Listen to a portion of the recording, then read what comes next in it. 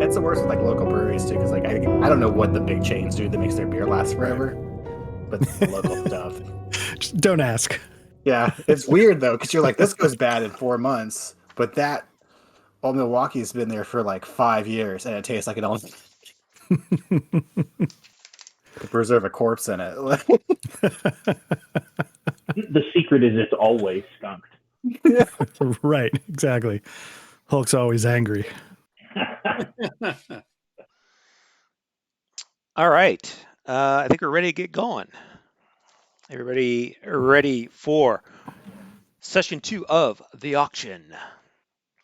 Yeah, well, Absolutely. It's been a handful of weeks, a month or so since we last played, so thanks for joining.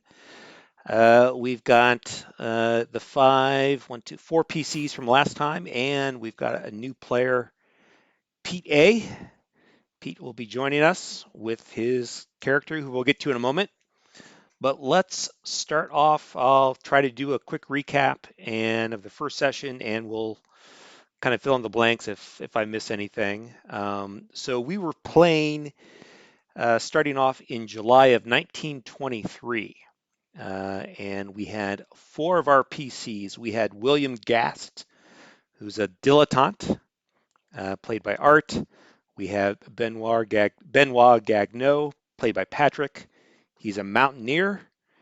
Lucas Kraus, played by Caleb, is an artist, a German artist. And Bernard Hicks, played by Hollywood, is a museum curator. And the way we kind of went through the last session, we did a little bit of a background and personality check on each of your players and then your characters, and then kind of went through a little bit of a narrative to kind of see how you got involved in what turns out to be this auction of occult artifacts in Austria. So, William, I think we found you in southern France, recovering from a night or a week of debauchery. Months. You're a bit of a playboy, or not a bit, that's an understatement. And you were contacted by Arthur Emerson. And Arthur Emerson runs Emerson Imports, which I think is in New York. And he's kind of your go-to for your latest, I don't know if you call it a hobby or a fad or interest, but you're into the occult, and he's the guy who's going to point you in the right direction. And the gist of it is he was able to point you in the right direction of this auction that was going to be held in Vienna in a couple of months in the middle of September. And he said, hey, there's going to be some really great things there. I think you're going to be interested. Somebody of your caliber, somebody of your reputation and your deep pockets and your interests, you're going to probably find something there. And he was able to arrange an invitation for you to attend. Absolutely. And I got to say, I'm disappointed that Arthur Emerson missed his flight or his boat. He's supposed to be joining us. It sounds like he might not be. Never was going to join you. Yeah. So it's sort of making me reevaluate his commitment. Because he should have let me know that he missed his boat. Honestly, I just hope he's okay wherever he might be. He's I guess I should say that. Way to go. Look at that. There you go, Pete. There you go, Pete. Now, did you just print out what I just sent to you, or is that what did you find? Okay. You're on mute, by the way, so I can't hear you. Yeah, so that's you do seem that's very where happy. he keeps his filthiest pornography. It seems like a weird place to keep it right on the camera. Mine's right here because I know what I'm doing. Yeah. I'm not some amateur putting it right here. It's my backdrop. Now we know where to go if Pete's ever in a tragic accident. Exactly. Well, actually, that's good though. We all need to know that. We all need to know each other. Okay. Yeah. I actually told my daughter, I showed her in my phone where Hollywood's phone number is. I said, if I die, just call Hollywood. His name is Hollywood, and tell him he can come get all my games and then disperse them to the guild. Oh, that's sweet. I thought you were going to say you wanted me to cleanse the place. It's like he's going to come in here with gasoline and a match. get rid of the folders that say delete me. Exactly. All right, so that was William Gast, our young dilettante. Benoit Gagnon, Mountaineer. You were based in Austria, right? Yeah, Yep. yeah, Innsbruck. Innsbruck. Yeah. And um, you're a mountaineer by trade. You take rich and wealthy, well-to-do clients on mountaineering trips, if I remember correctly. And you were at home one day, and a telegram came from you, or for you, and it was from Daniel Coulson, or Darnell Coulson, who is a young Swedish man of about 30 years old, and he was a client of yours in the past, and he invited you to the auction. In his words, he needs a good man for this, some sort of protection or somebody he can trust, and so you made arrangements to go to Austria. Lucas Kraus, our German artist, played by Caleb. Lucas has a patron of the arts, a young lady, Margaret Jameson, a young British woman, about 24 years old. I think she comes from oil money, and she's a patron of yours, loves your work, and says, "Darling, you have to come to Austria. There's some people I want to introduce you to." And so she has arranged it for you to come to the auction as well, to introduce you to her friends, and perhaps get some new clients. And then finally, we have Bernard Hicks. And Bernard, I forget, I'm sure it's in my notes somewhere. Which museum are you at? New York Natural History Museum. Yes. Awesome. You're a curator there in New York, and you received a phone call one day from George Walker. George Walker is a colleague of yours. He's in the museum trade. I don't know if you call it a business, museum business. He's in museums. He actually works for the Smithsonian, and he called you with an offer. The Smithsonian is very interested in a number of items in this auction, and he is offered to, in a sense, sponsor your participation at the auction on behalf of your museum. And his intention is to have you bid up the early items. So hopefully the other patrons run out of money, and then he can swoop in with the Smithsonian's deep pockets and buy the rest of the lot. And I believe he made some sort of arrangement that you could keep, your museum could keep the items that you win, and that even some of the items that the Smithsonian wins, they may give you on loan. Yes, I'm unaware if any of my funds are in place at the moment. Well, fortunately, over the next 2 months, you guys had done some research on some of the items that are up for auction. The items have different interesting stories about their occult background. And you made your way to Vienna. You're staying in various hotels, and you visited, basically, I think it was in a group, you visited the House of Augsburg, one of the premier auction houses in Europe. Certainly you were aware of the tough times and troubles that Austria has experienced since the end of the Great War.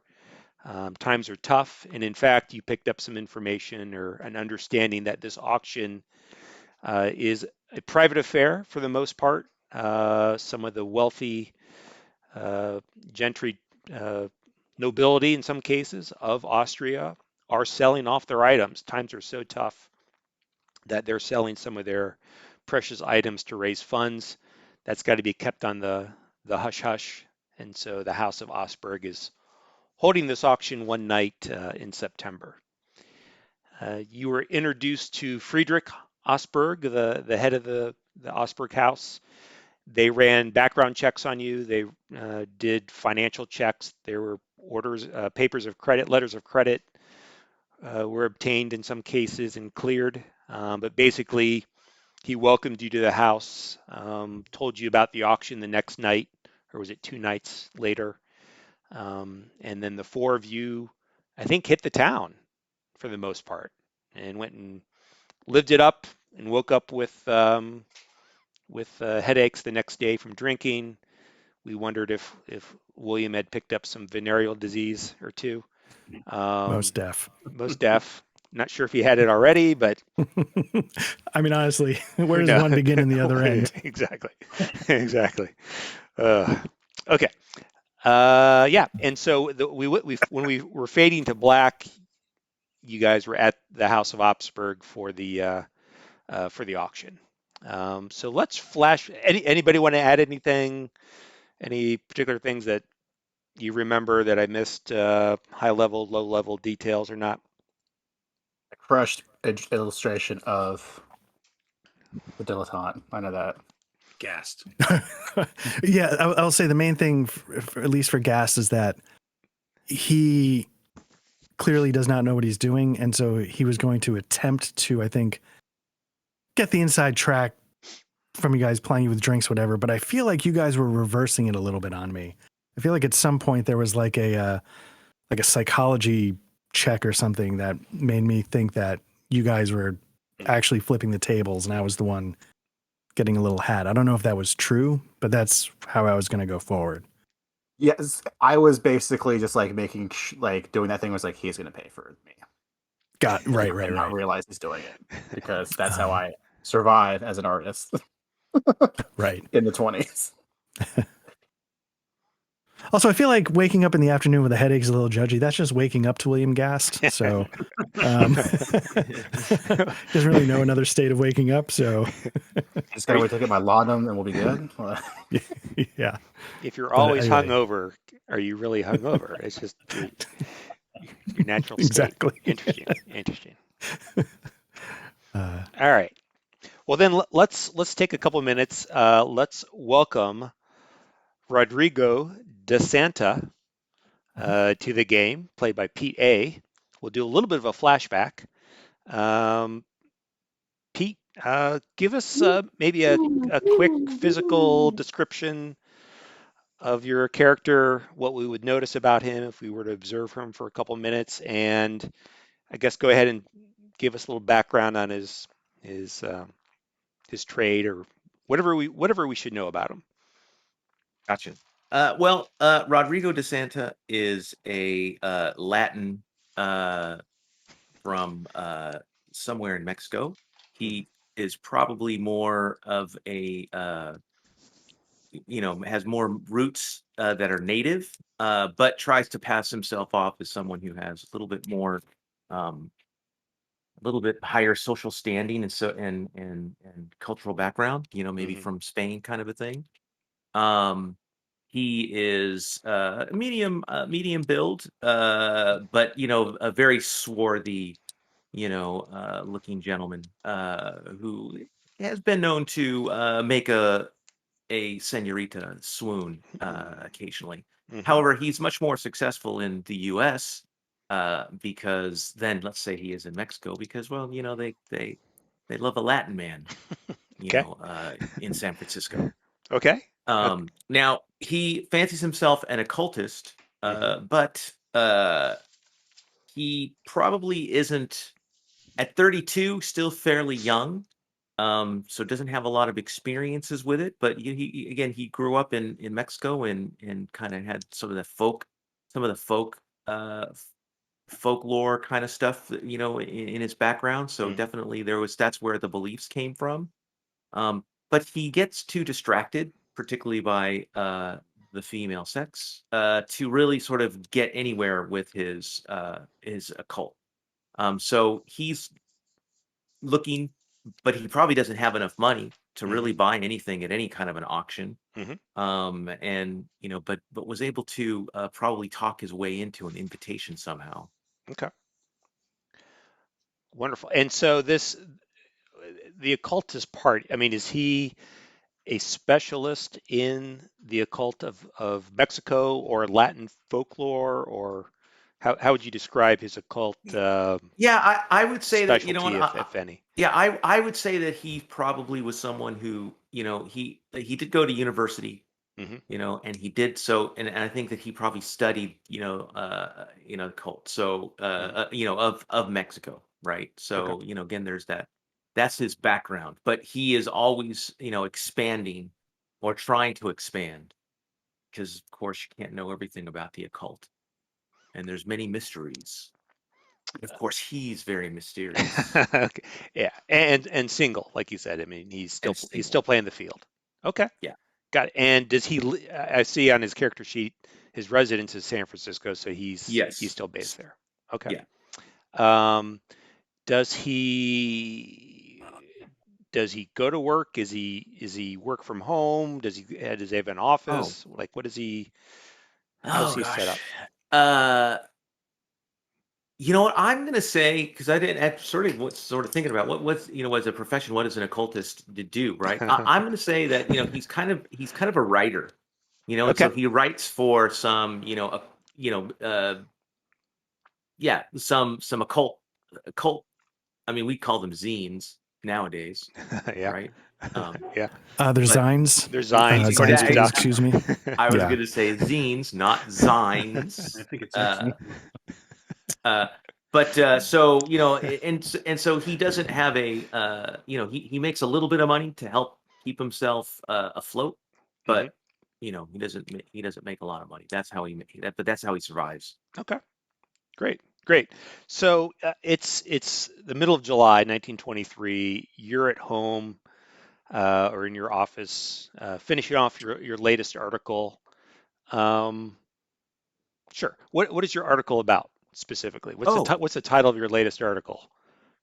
the latest article is let's see.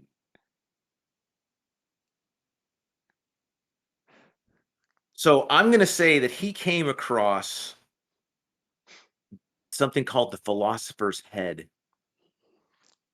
That's Ooh. lot 9, or it's and heard about this riveted brass head, Ooh. right? Mm-hmm. And it was researching, as there a connection. Mm. It's a German 13th century artifact of some sort, Okay. similar to the philosopher's head. Ooh. So let's say he had, you know, he had learned of this of this potential connection. Mm. And so Yep. that's what he's working on right now. And then maybe that's the way that he, you know, he found a way to get to the auction. Okay.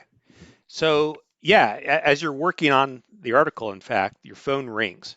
Bring, bring, bring, bring, bring. Hola. Ah, DeSanta, DeSanta. It's Sir William. Sir William. See, Sir William. All right. So Sir William Murray. Sir William Murray is an Englishman, about 43 years old, and he is also an occultist. Um, in fact, he's got a little bit of notoriety in the field. He's a known name, I would say, largely because of his, I'll say, aggressive and extravagant approach to collecting items of the occult. But in the process, you have come to know him because of some of your own research. In fact, he's picked up items that you're familiar with or that perhaps you've written about in the past, right? And you guys are maybe a little bit closer than colleagues. I mean, you're not like regular friends. You're friendly, Yeah. but it's beyond just a professional. And in fact, you can think of the occult field as kind of a small group that people know each other, and it's kind of like a wargaming community, right? Like Yeah. you make friendships and things like that are just beyond the process. AA cult. Exactly. Yeah, yeah, There's um, exceptionally petty feuds and everything. yeah, Right. yeah, yeah. DeSanta, good to hear your voice. How have you been? Bien. And you? I've been doing very well, very well. My acquisitions, they grow by the day. It's a wonderful time. If only I could get to, and I'm assuming he's in London. If only I could Yeah. get to London to see your collection. I'm Oh, sure it is fine. you're welcome anytime. You're welcome anytime.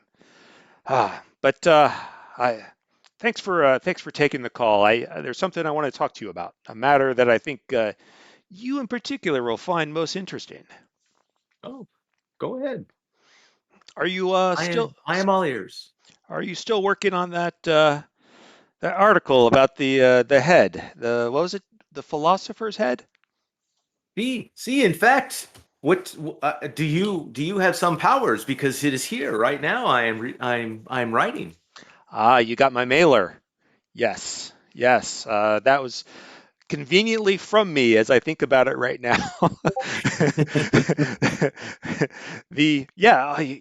I'm glad you got it Thank you. and you reviewed it. This Yes, I sent that. this has been very helpful. Yes. Well, I've got some great news.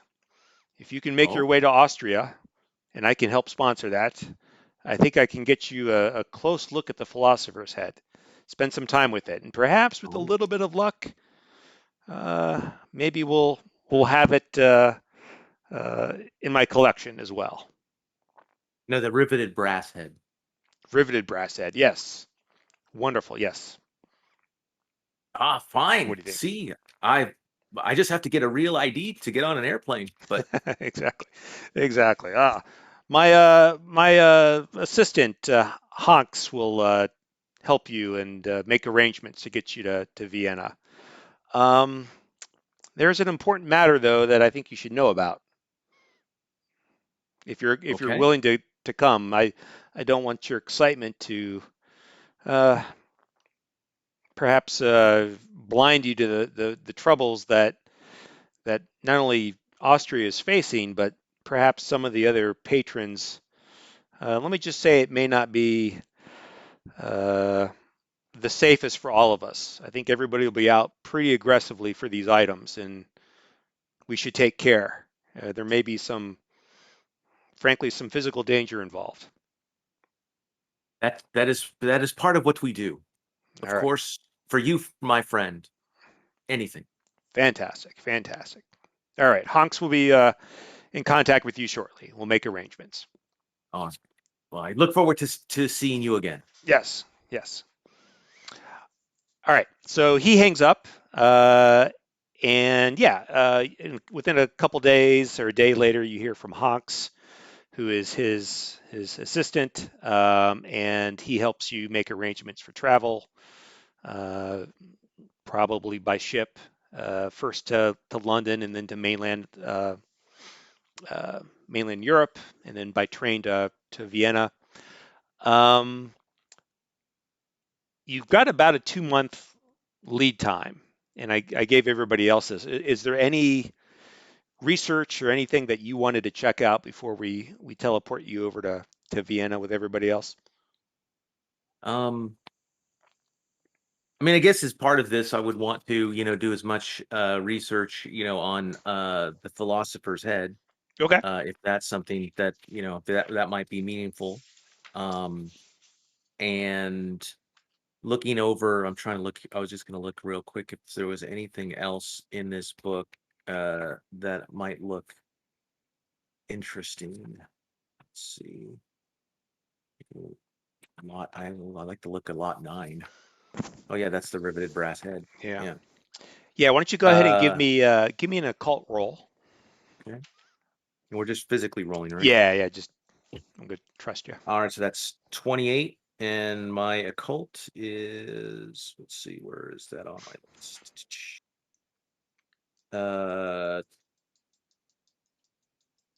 It's 21, 10, and 4. So that means that I missed it, right? Right. So yeah. Yeah, it's the regular half and fifth. Yeah. Yeah. So you have the option of pushing. You have the option of spending luck, or you could just let it be. You know what? I'm going to, since it's close, since it's just 7 away, I'm going to Mhm. use 7 of my luck. Okay. So that'll take me to 68. Yeah. You spend your luck. So you get a regular success. What do you learn about the riveted brass head? Um, This item you learn, and this is pretty much, you maybe had inklings of this, but you come across some documents. You've been doing pretty traditional research at libraries, but once you turn to, um,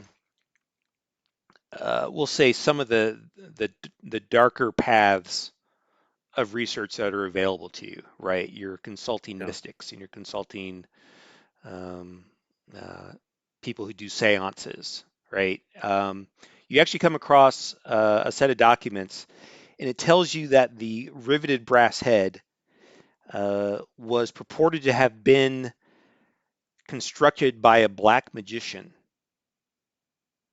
and black meaning like dark, not Yeah. not African American. Um, and it is said to have the ability to answer questions dealing with metaphysics and deep philosophy. But the ceremony to invoke that ability is unknown. So up to this point, you had heard that the head had powers beyond mortal understanding, right? But what you've discovered is the nature, potentially, if it were true, right? I mean, Yeah. come on, I mean, seriously, who would believe this nonsense? Maybe an occultist would.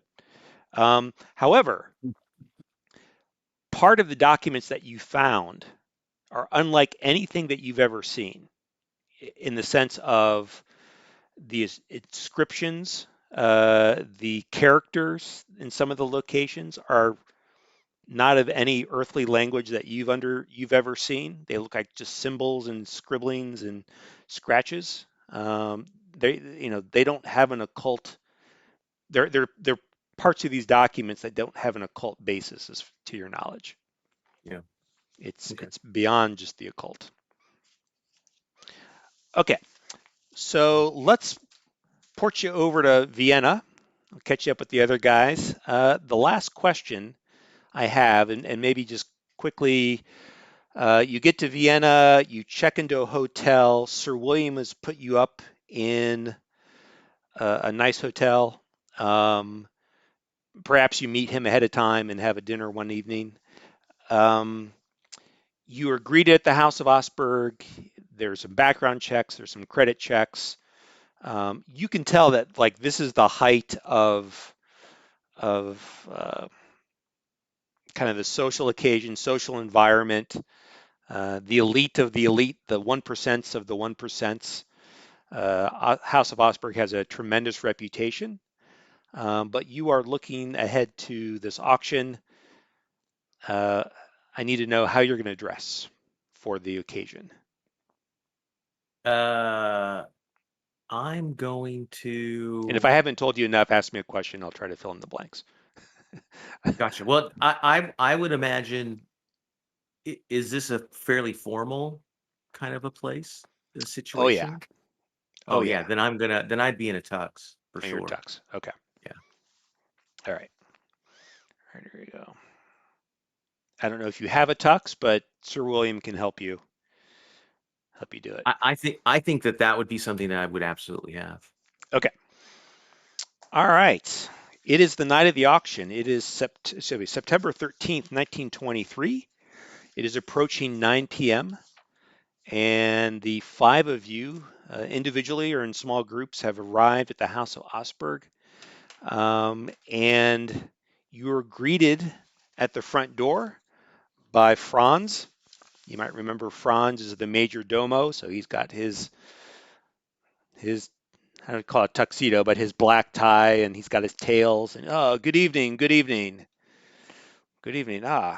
Welcome back, Mr. DeSanta. Welcome back. Glad to see you. You've all joined, and Thank you're you. here Yeah. for the auction, right on time. Welcome, welcome. And he kind of ushers Rodrigo in. Mr. Gast, welcome, welcome back. Glad to have you. Welcome. You this way, please. This way, please. And walks you in. And then he sees Lucas. Mr. Kraus, good evening.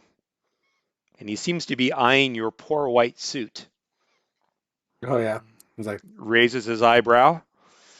If I remember correctly, it's your best suit, but it's a little bit worn. paint stains, etc. Yeah. Please, this way. Donkey, and just like I just cruise through. Mr. Gagno, you're welcome as well, of course. He seems to be eyeing your Merci, attire. Not merci. perhaps not as bad as Lucas and Mr. Hicks. Welcome. Yes, finally. Hmm, nice color for this time of year, I guess. Welcome. They Thank usher you. you in. Thank you.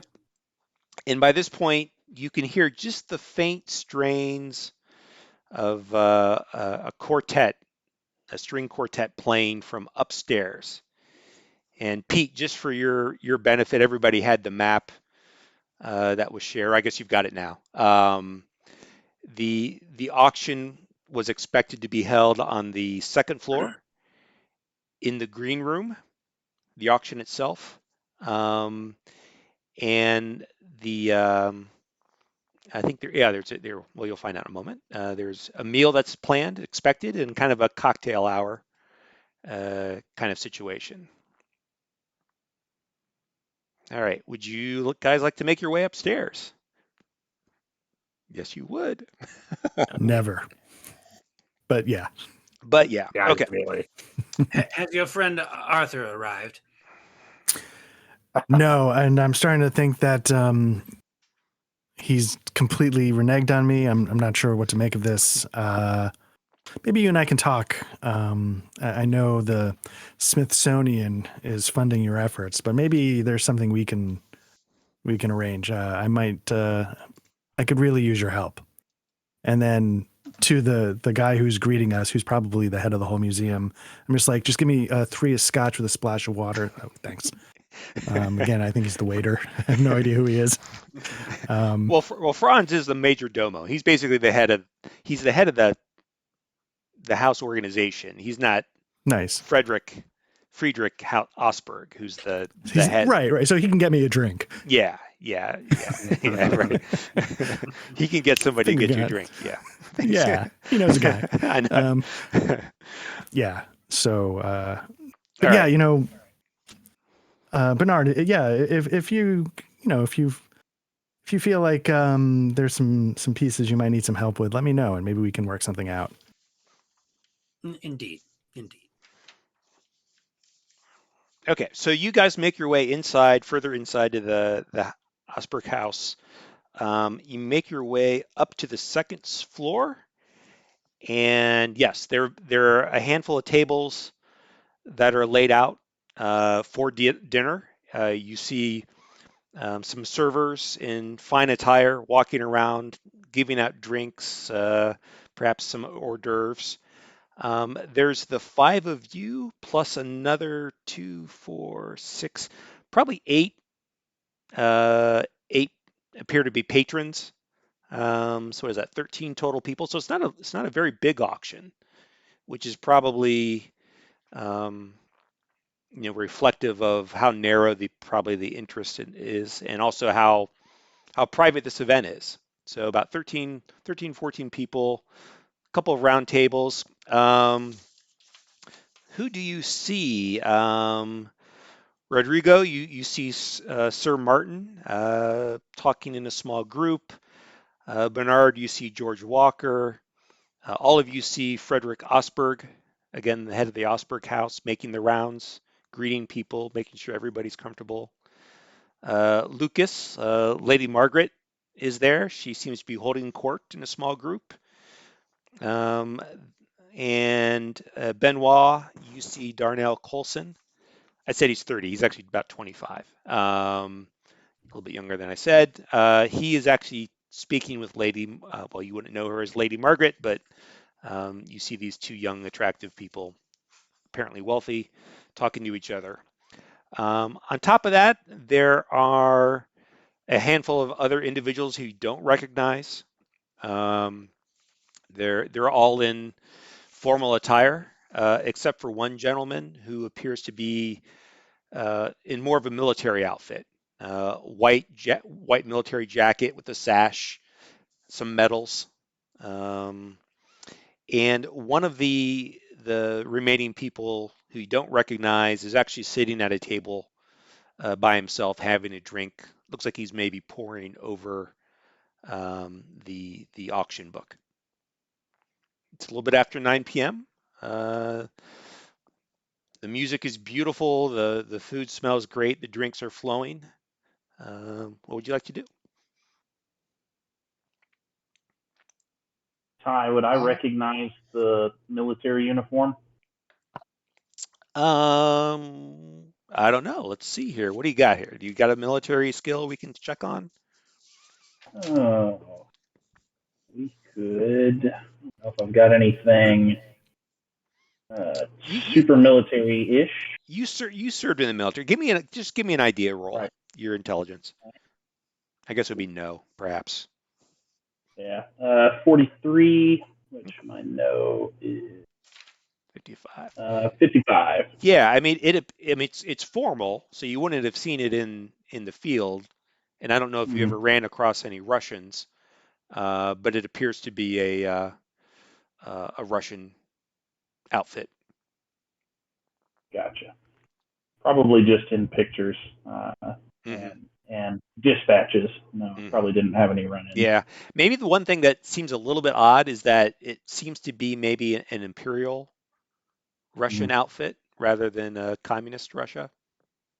A little bit of out of place this day and age, but yeah. And in fact, maybe you make your way a little bit closer, you can hear him speaking. He's definitely got a Russian accent. Okay. I'd probably, I'd probably turn to whoever's closest amongst us. Probably, I think Klaus and I were having a good time together. The previous night, I'd be like, Klaus, does he, I just confirm my suspicions. Does he sound imperial to you? Does he sound Russian to you? That, you were here, you served, right?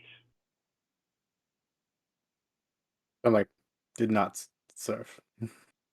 And I bury my face in a drink. Like, oh, awkward. And I'm doing like just like picture, like looking at a face, then looking at another face, like memorizing faces basically at the moment. Okay. Is anyone besides Russian guys stick out at the moment? I mean, what are you looking for? I mean, I guess the one guy sitting by himself on his own is a little bit odd, kind of given the situation. You guys in a way kind of walked in all together, and no one seems to have taken the attempted to even care that you're there. That's outrageous. They seem to be doing their own thing. Yeah, but yeah, you might have to either tell me more or get closer or something. I know you're going for it, but other than the guy sitting by himself, people are just sitting around talking.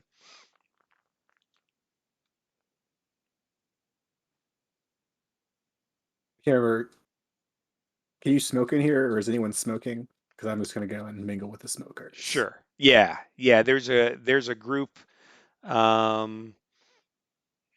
There's a middle-aged gentleman who's smoking. Two middle-aged gentlemen who are smoking, who you don't know, but they're talking to each other. Yeah, I go up to them.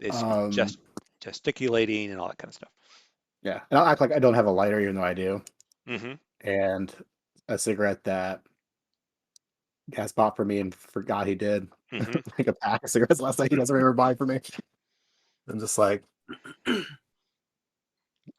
good evening. It's like, so you approach and they both kind of stop mid-sentence as they're talking. Maybe they were laughing a little bit, and they kind of look down and go, "Yes, can I Can I help you? Are Like, you imagine. lost? No, it's like I still just cigarette, just like And don't and want to spread all over the place. and the man Inconvenient talking for. has an English accent. Mm. I go like, when smoking, stay to a single place. Annoy the non-smokers. Yada yada. Get shoot Ah, out of buildings sometimes. of course, my good man. Of course. Like, obviously, all here for auction, correct? Yes, yes, yes. And you? Are you here? Are you here for the auction? Indeed. Ah, Yeah. I see. And he hands one of the man you're talking to with the English accent. He holds out his hand. I am Sir Martin Murray. Pleasure to meet you. I'm like Lucas Kraus. Out of crap. I forgot what city I'm out of again. Give What I me put here. Lucas. Give me a credit rating roll. Ooh, I didn't put points of credit rating. Oh, yikes. Let's see here. Yo, we got a 5th. That's really good. Oh, really? Yeah. And he goes, I wouldn't expect somebody like you to be here. What brings you here tonight? Like I mean, the beyond visual experience. what in particular about the auction? It's exciting, isn't it? Let's go, yes. Visual spectacle. The peculiar items. There's a sword here. Hmm, German. yes, there is. Ah, you know the sword of Athatoth. No, the sword of something or other. Ah, It's yes, sort of magnificent item, magnificent item. Well, if you decide to bid on it, I wish you the best. mm, you as well. To the best it goes. And as he turns from you and starts talking to the other gentleman there, you can hear the other gentleman's American for sure, Okay. American accent. And I'll drag and try to like lean in to see what they're Hmm. saying. Yeah, yeah. I mean, they're talking about the auction and they're talking about politics and the post-war order of Oh things yeah. in Europe and that kind of that kind of thing. All right, who else? I would walk over to George Walker Hmm. and kind of get his attention. Like, I know that I'm sort of there to help drive up the price of things so that he can buy stuff later. Hmm. So I'm trying to sort of like, hey, like I see you, but not Hmm. know you. Hmm. Kind of awkward. Like, I want him to know that I'm here, Hmm. but Hmm. I don't want other people to know that we know each other. Hmm. Okay. Yeah, he you see him talking to Lucas, or I guess yeah, it's well, it's Sir Martin who's You, talking to. Sir Martin or Sir William? It is. Are there two sirs? No, there. So Sir Martin. Maybe I was saying Sir William. You said Sir Martin William, but the guy just now, but you were So my contact was Sir William Murray. So you was it? said Sir Martin Murray. Did I So say? I'm trying. Did I tell you? Did I tell you William? You said Sir William Murray to me earlier. Did you mean Martin I did. Murray? I did. Okay. I did. I was Okay. maybe thinking of William Gast. I don't know. So the All right. guy I'm chatting with is the dude that talked to.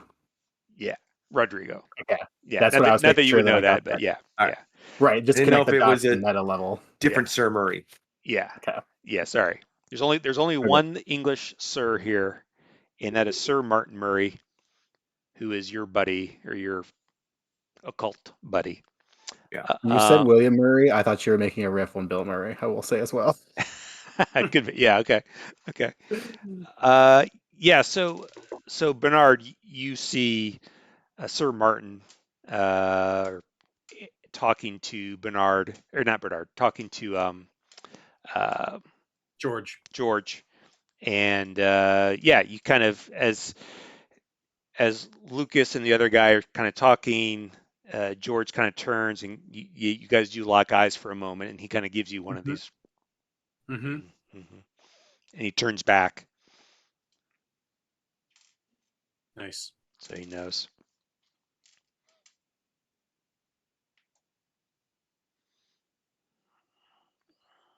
All right, anybody else? Yeah, I just want to say, and I think I hinted that I was gonna, if it was okay to do this last time. I'm sort of trying to smile through my incredibly wounded pride that Margaret has no idea who I am. That's right. As I said, we definitely met before. Mhm. I felt a connection. Mhm. I know she felt a connection. I don't know where this is coming from, but apparently she's going to play cool for some reason. Mhm. So Mhm. I have to see how to chip through that that clever exterior. Yeah, I mean, she's talking to somebody who would be a rival, a young blonde-haired Yeah. male. She seems to be enthralled with. Oh yeah. I don't know. We'll see how it goes. So Do you Nice, think young. that do you think it's obvious that you're, sort of directing your interest towards her? So, yeah, one thing I haven't personally associated with my character is subtlety. So I'm assuming that I think I'm really bad at what your character is probably really good at.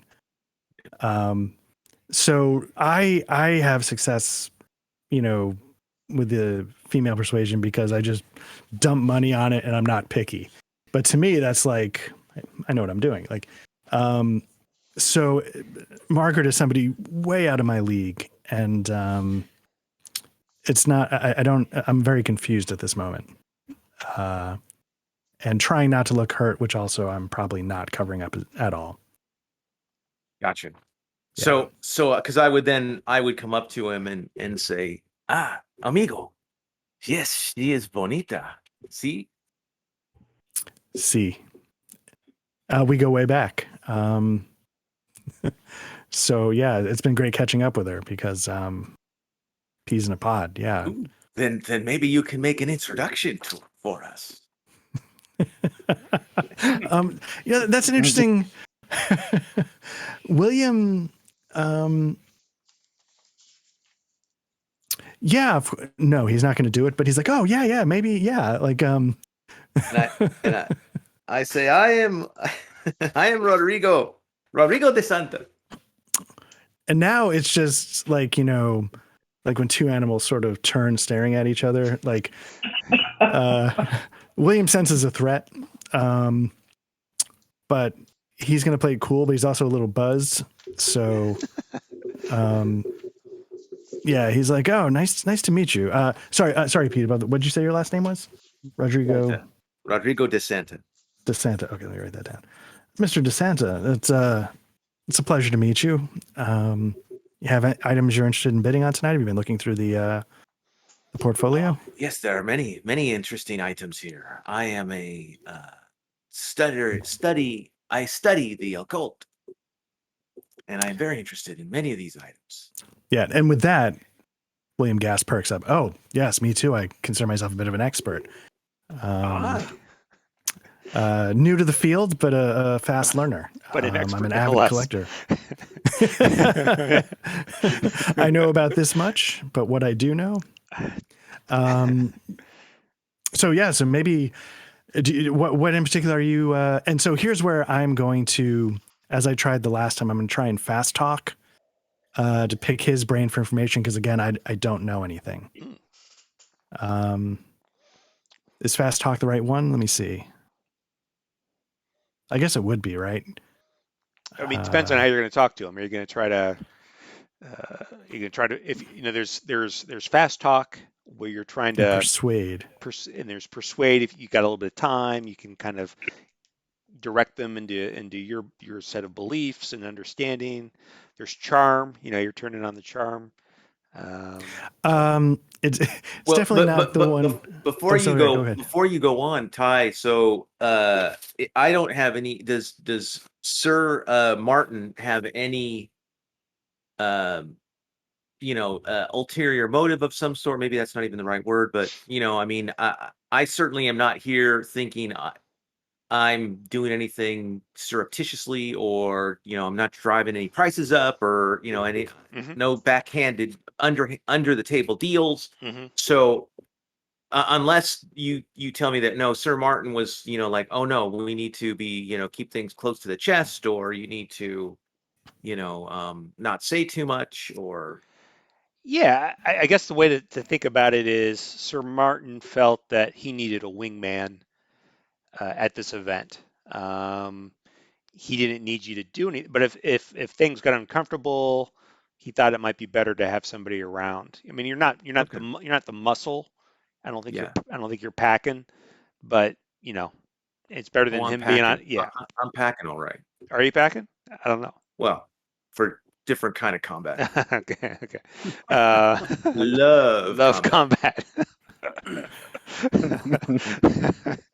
And the Yeah, yeah. reason why I say that is because then William, I you don't have to roll any kind of anything. I'm willing to tell you anything that you want to know, because I'm not necessarily feeling like I have to keep things again close to my chest or anything.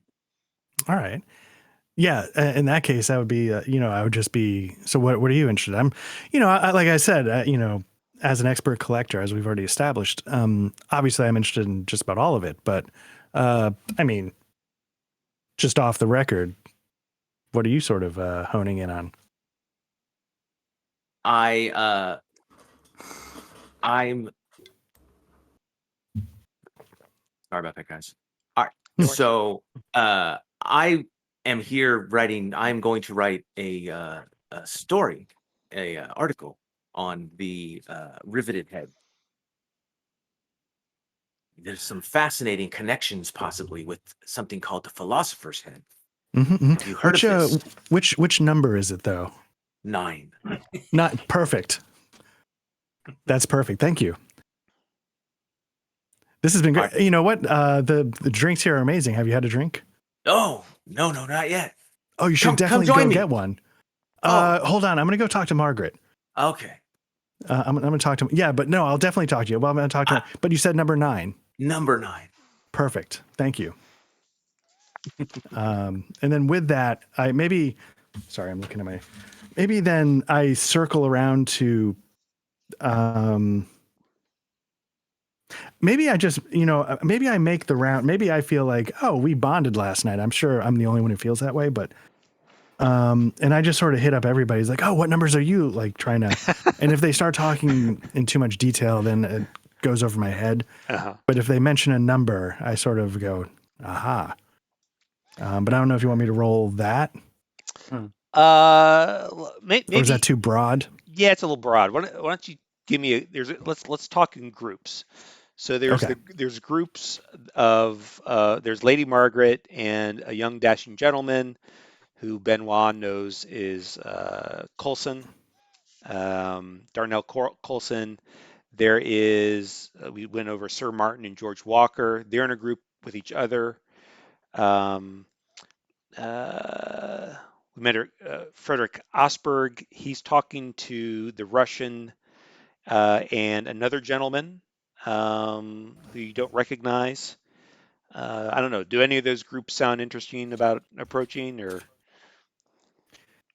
To me personally, Margaret, but I feel like I've struck out already, so that's a little humiliating. But you know what? Sorry, somebody knows the guy Margaret's talking to, right? Was that Yeah. you, Caleb? Yeah, that's what I was going to double check. This is the Margaret that I know, right?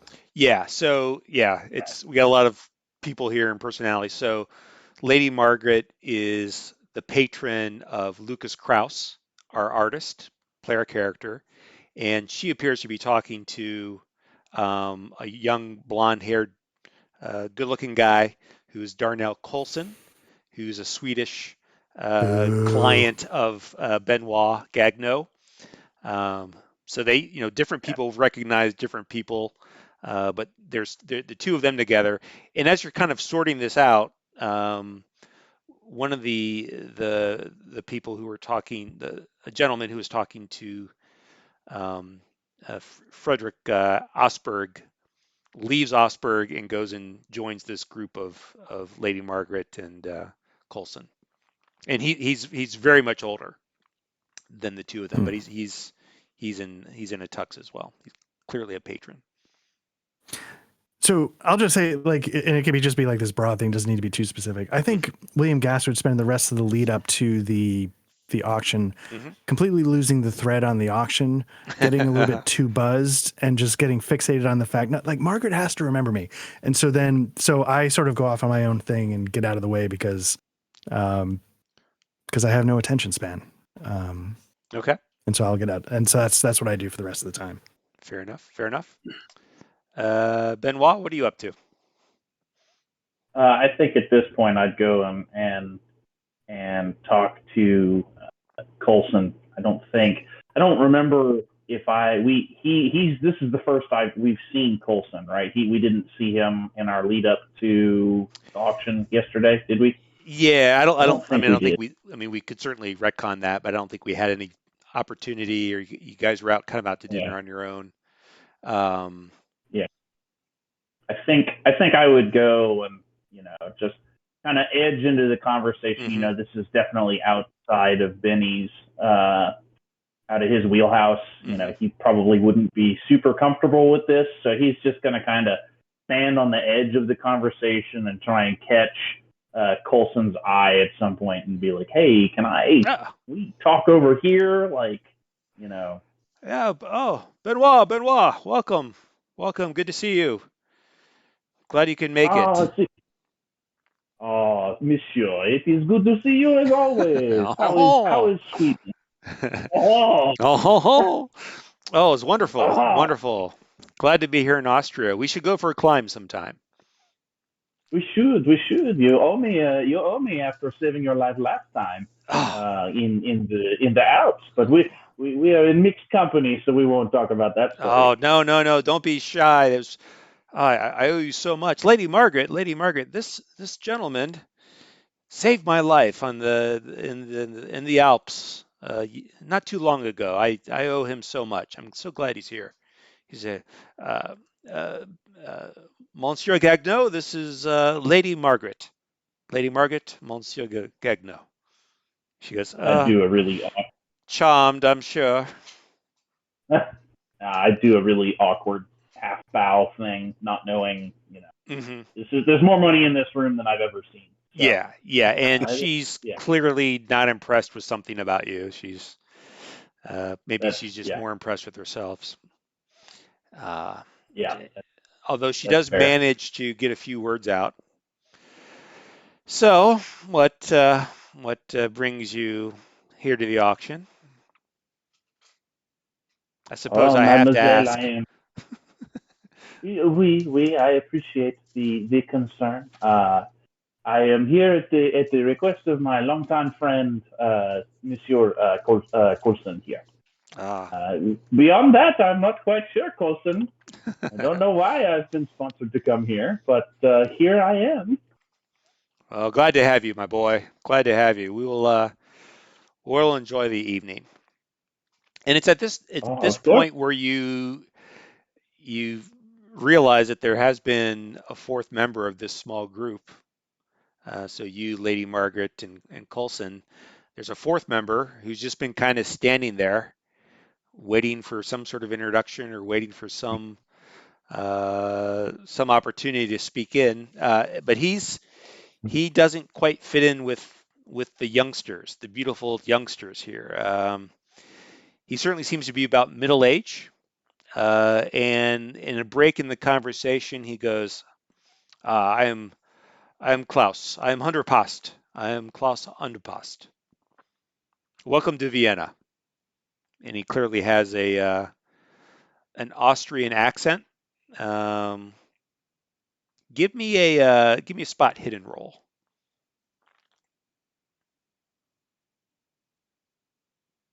Ooh, 59 and spot hidden.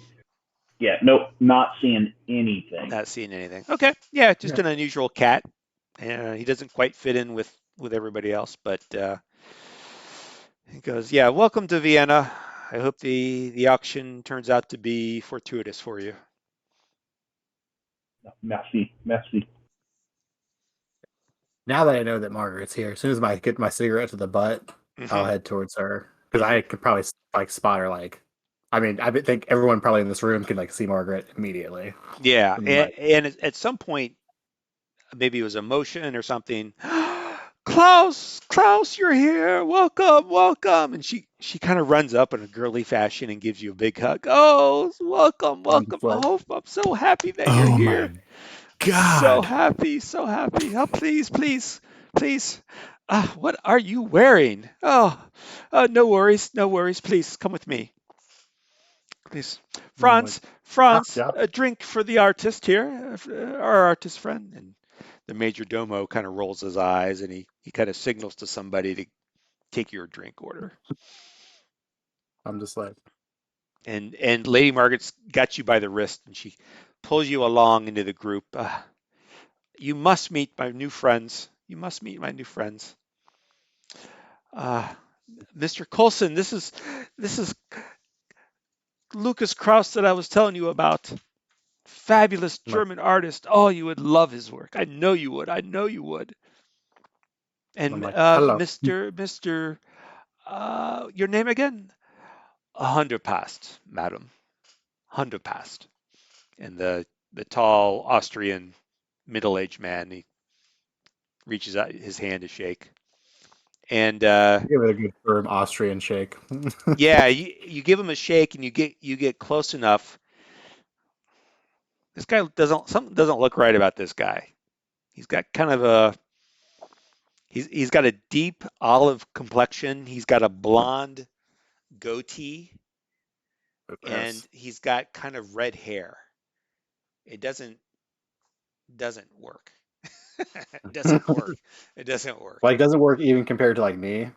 Like, it's Uh, not that he's unkept; it's that he just looks like not a person. he looks unusual. Okay. The color of his skin, the color of his beard, his hair. He's even got kind of a repellent look to him. Like he's not an Oh, it's attractive just man, that's for gross. sure. Yeah, yeah, Okay. yeah.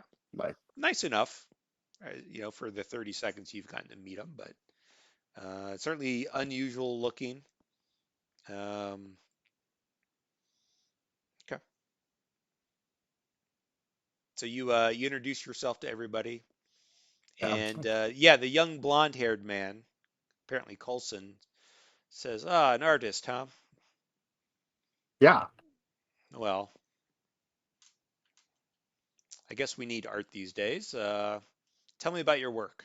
And I'm like, oh, and I'll pull out my I've got a sketch pad and like direct kind of like it's always active. Like while I'm in here, like between the spokes, everything, I'm just like and I'll just like pull out and show like bad sketches of like basically everyone in the room. And I'm like, this would be a ticket issue, and like flip over to the one I've done of him and Margaret together.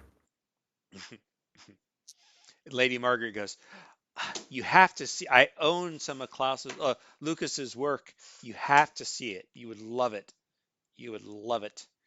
Even you, Mr. Hunderpast. I'm sure you would love it as well." I'm sure.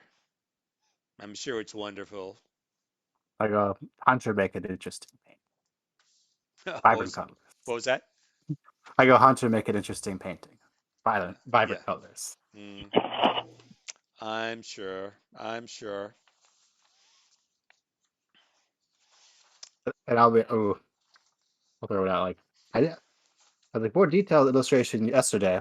I was with a few foreigners, an American even. Mhm, mhm, You know, like deep purse, interesting personality. mhm. All right. Bernard, anything else you'd like to do? Anybody else want to talk to? No, but the guy that you were just describing, is he the one that was sitting by himself? Different guy. The guy who was sitting by So himself is still there. what's he look like? What does he look like? He looks like he's rather young, early 30s perhaps.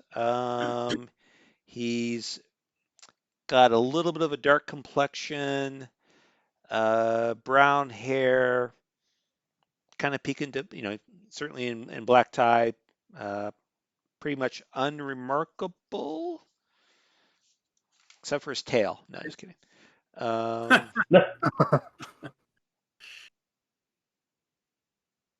It's just like, Yeah.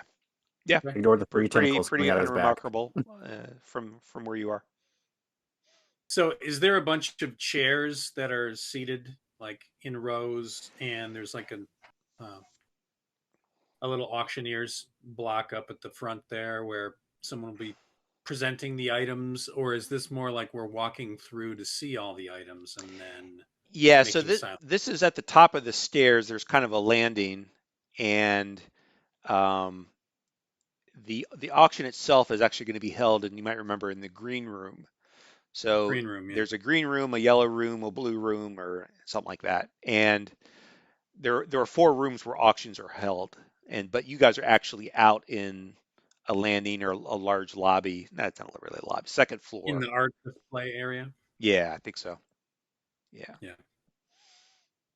So Okay. yeah, the auction items are not on display.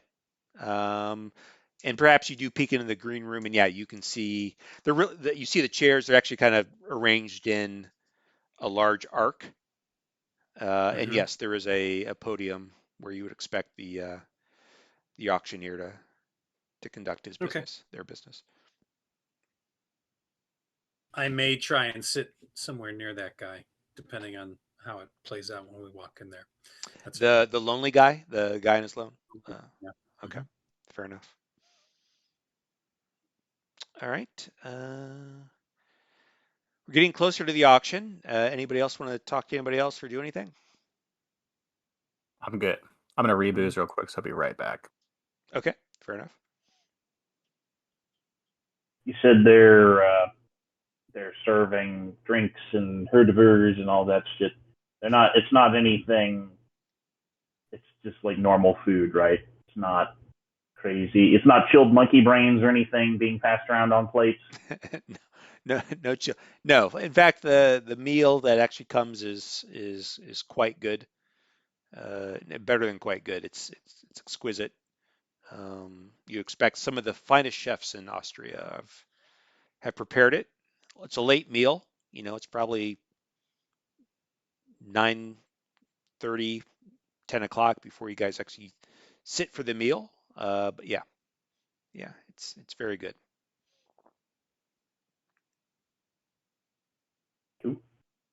Art, are you still grimacing in the corner at this point? Yeah, so I was trying to figure out if there was something I could roll. So my intention is obviously, I'm here to kill it at this auction, but I'm drinking too much. Uh-huh. And so I'm trying to figure out if there was something I could roll so I could realize that, like, whoa, I need to slow down because this is getting away from me. And I'm not seeing. Is there like a common sense? Is that just intelligence? Yeah, I mean, idea, intelligence. I mean, it's the same thing. It's probably the closest I would think of. Yeah. So idea is that I see intelligence. Oh, that's listed right under idea. Okay. So I'm just going to do an intelligence roll just to see if I catch on that I'm getting out of hand and I'm actually humiliating myself in front of Margaret a little bit. Are you self-aware? Yeah, exactly. Like, am I self-aware? So my intelligence is an 85. Great. And you'd think, wow, that's really great. No problem. But I rolled a 91. So I'm going all in. Yeah, I'm going to go all in. So yeah, I wave and just give me again another 3, just a splash of water, just keep them coming.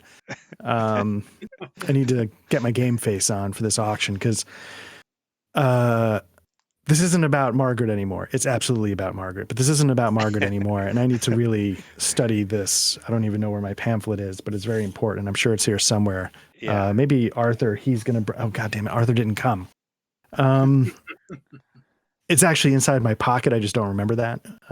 So I go storm off and embarrass myself. Yeah. There, as you're placing your drink orders, there's a couple raised eyebrows, and in fact, Franz, the major domo, has appeared, and he kind of gives a nod to the barman that go ahead, just I don't want to. Right. I don't want to give him another drink, but We're not there yet. We're not at that point of exactly. making a scene. I'm sure everyone has a lot of preconceived notions of what Americans are like, and I'm sure I'm checking all those boxes. Exactly. Yeah. Just throw in that cowboy hat and you'll be good to go. Right. And maybe it's even to the point where, like, my last circle around the room, I came up to Margaret, and the gentleman that's good looking actually had to say, like, I think you need to go get some fresh air, you know? And I was like, no, and then, you know, he's actually sort of getting in between us because, and I'm like, what? And then I take off. All right. Fair enough. All right. Yeah, the rest of the evening goes well. Last chance. Anyone want to do anything? I'm chill. You can hear that. Ding, ding, ding. Frederick Nice. Osberg is clanging the glass. Ladies and gentlemen. Do we have ladies? Lady and gentlemen. The auction will begin momentarily. Please make your way to the green room. And the string quartet quiets down, and the staff begin to clear up. And I imagine everybody makes their way into the green room. Time for the auction. All right, so a couple of, I don't know, call them ground rules.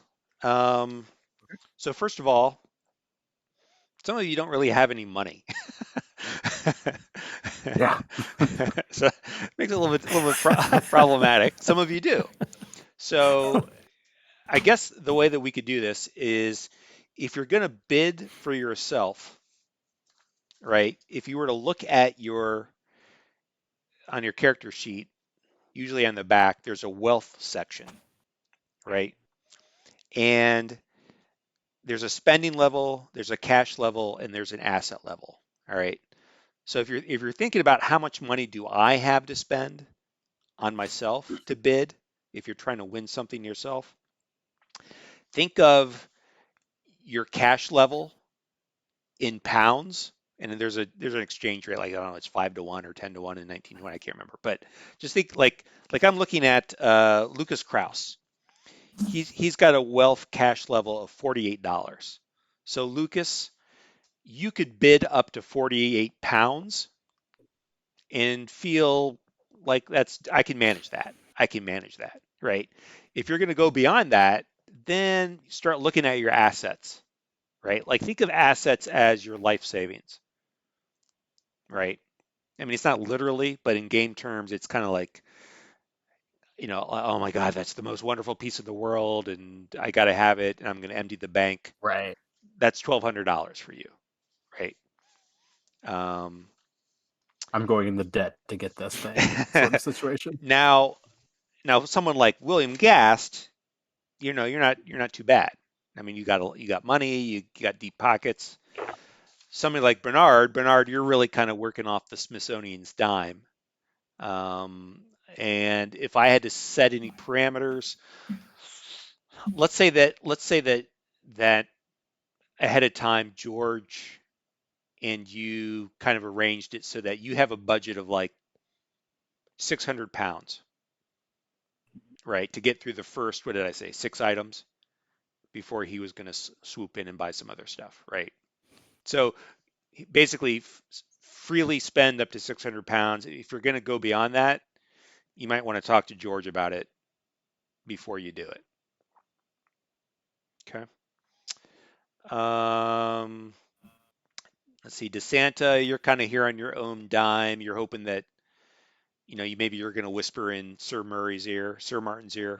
Keep messing up the name. Sir Martin's ear about what's going on, what you recognize and what you don't recognize. And yeah, you're not really muscle, Benoit, but you're really there to make sure that anything that Coulson buys kind of goes down well. Like there's no problems, whatever that may be. I think he intimated that there might be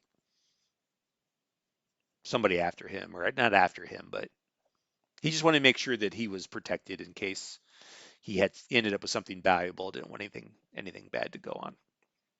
Okay. Nothing bad happens in Nothing. auction houses, though, so this is going to be Exactly. fun. This is the finest, one of the finest auction houses in Europe. What could possibly go wrong? All right. So that's kind of like the high level stuff. Any questions before we get going? Anything No. you wondering about? 600 pounds for the running it up. Yeah, I mean that's kind of your budget in terms of Yeah. your pre-approved amount. I mean, and he kind of signaled though, depending on how things go, he may come back to you and say, yeah, keep going, keep going, keep going. Or he may say, all right, we got this covered. We got this covered. I have a side question. Uh-huh. I imagine Klaus knows he's broke, like in context to other people. Yeah, Klaus. Yeah. Am I able to sit next to Margaret and to like be like, I guess, nudge or artistically comment, be like, oh, that's a good, you should like throw in on that or whatnot. Yeah, I mean, you want to whisper in her ear and Yeah, throughout the bid, just be like,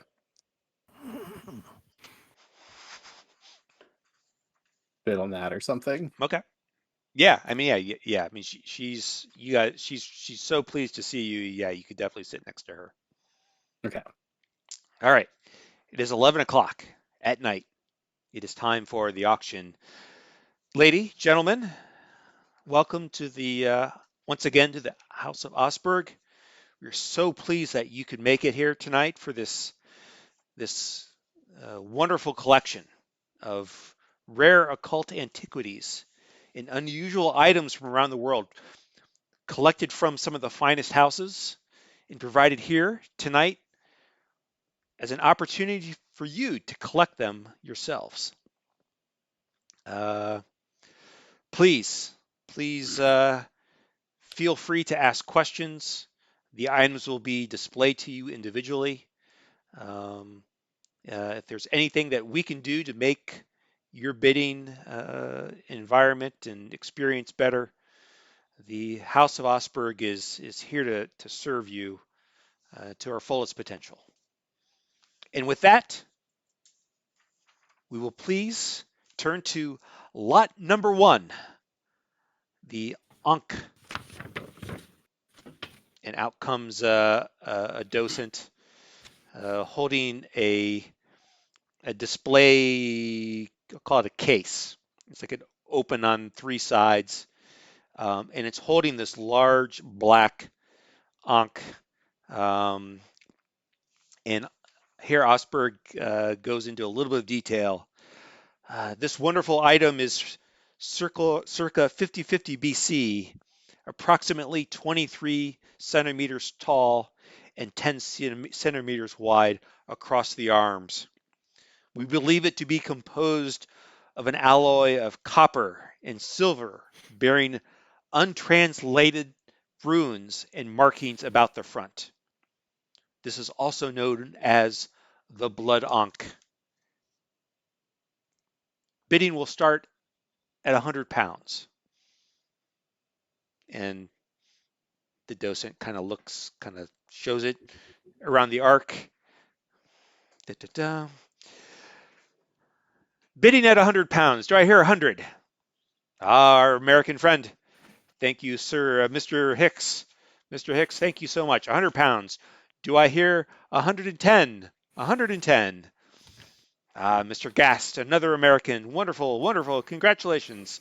110. Do I hear 120? 120 for the Blood Ankh. The Blood Ankh. You're already in the lead, Mr. Gast.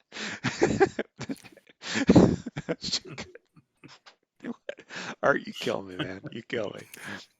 120. Do I hear 120? Do I hear 120? Mr. Hicks again, 120. Do I hear 130? 130. Mr. Murray, Sir Martin is in at 130. Do I hear 140? 140. 140 to both gentlemen. We'll give it to. Give it to, We'll give it give it to to. Hollywood. We'll give it to Hollywood. We'll give it to Mr. Hicks. 140. Do I hear 160? 160. 160. Sorry, sorry. Above the table, the guy that just jumped in to get it to 130, was that anybody connected to Margaret? No, No. it is that- another Englishman though. Yeah, that was Sir Martin. It's another Brit. Okay. Yeah. Sorry, I got confused. I'm probably not helping. No. One. I'm hammered. 160, and that was Mr. Hunderprust, the weird-looking guy. I'll call him that. 160. 160 to Mr. Hunderprust. Do I hear 180? 180. 180. 180 going once.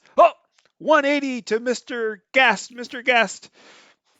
Thank you, Mr. Gast, for your wonderful bid. 250.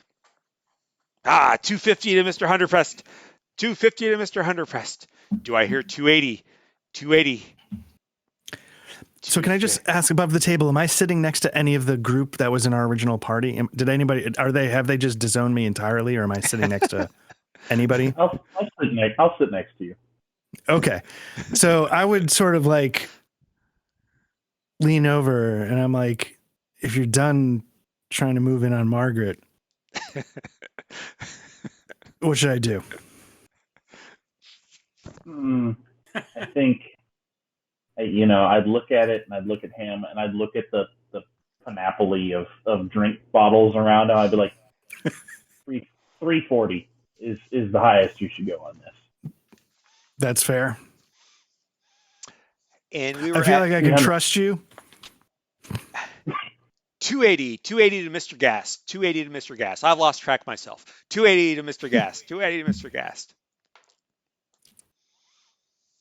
280. Do I hear 300? Do I hear 300? 280 going once. 280 going twice. And sold to Mr. Oh, we got to leap in. We got to leap in at 300. We got to leap in. Mr. Hicks. Mr. Hicks is in at the gavel for 300. 300. We're down to Mr. Hicks and Mr. Gast. Do I hear 325? 325 pounds. 325. 325. 325. Mr. Gast. Do I hear 350? Do I hear 350? 350. 325 going once. 325 going twice. Sold 325 to Mr. Gast. The blood onk is yours. Congratulations. Wonderful. Congratulations. You'll enjoy that item. 325. I'll leave it over to You know Margaret. who won't I'm just enjoy like- that item is Margaret. I live with Margaret. I'm like, Egyptian items, old hat, too trendy. So trendy. All right. Up next, lot number 2, the manuscript of Beth Ilium. Another person. And what they're doing is they're like walking. You're in the green room, right? There's a single door to get into the green room that's open. And these, I call them docents. I don't know if that's the right term, but they're the ones who are, they walk through the door. They show the item's bid on, and then they go out, right? So that the items are being brought in from somewhere else. Okay, they're not in the room except one at a time. All right, and they display it to the. All right, the manuscript in Hebrew. We believe it to be written in circa 1580. The pages are illuminated with the finest gold leaf, leather binding, 426 leaves. Minimum bid, 60 pounds. Do I hear 60 pounds? 60 pounds for this wonderful manuscript. 60 pounds, anybody?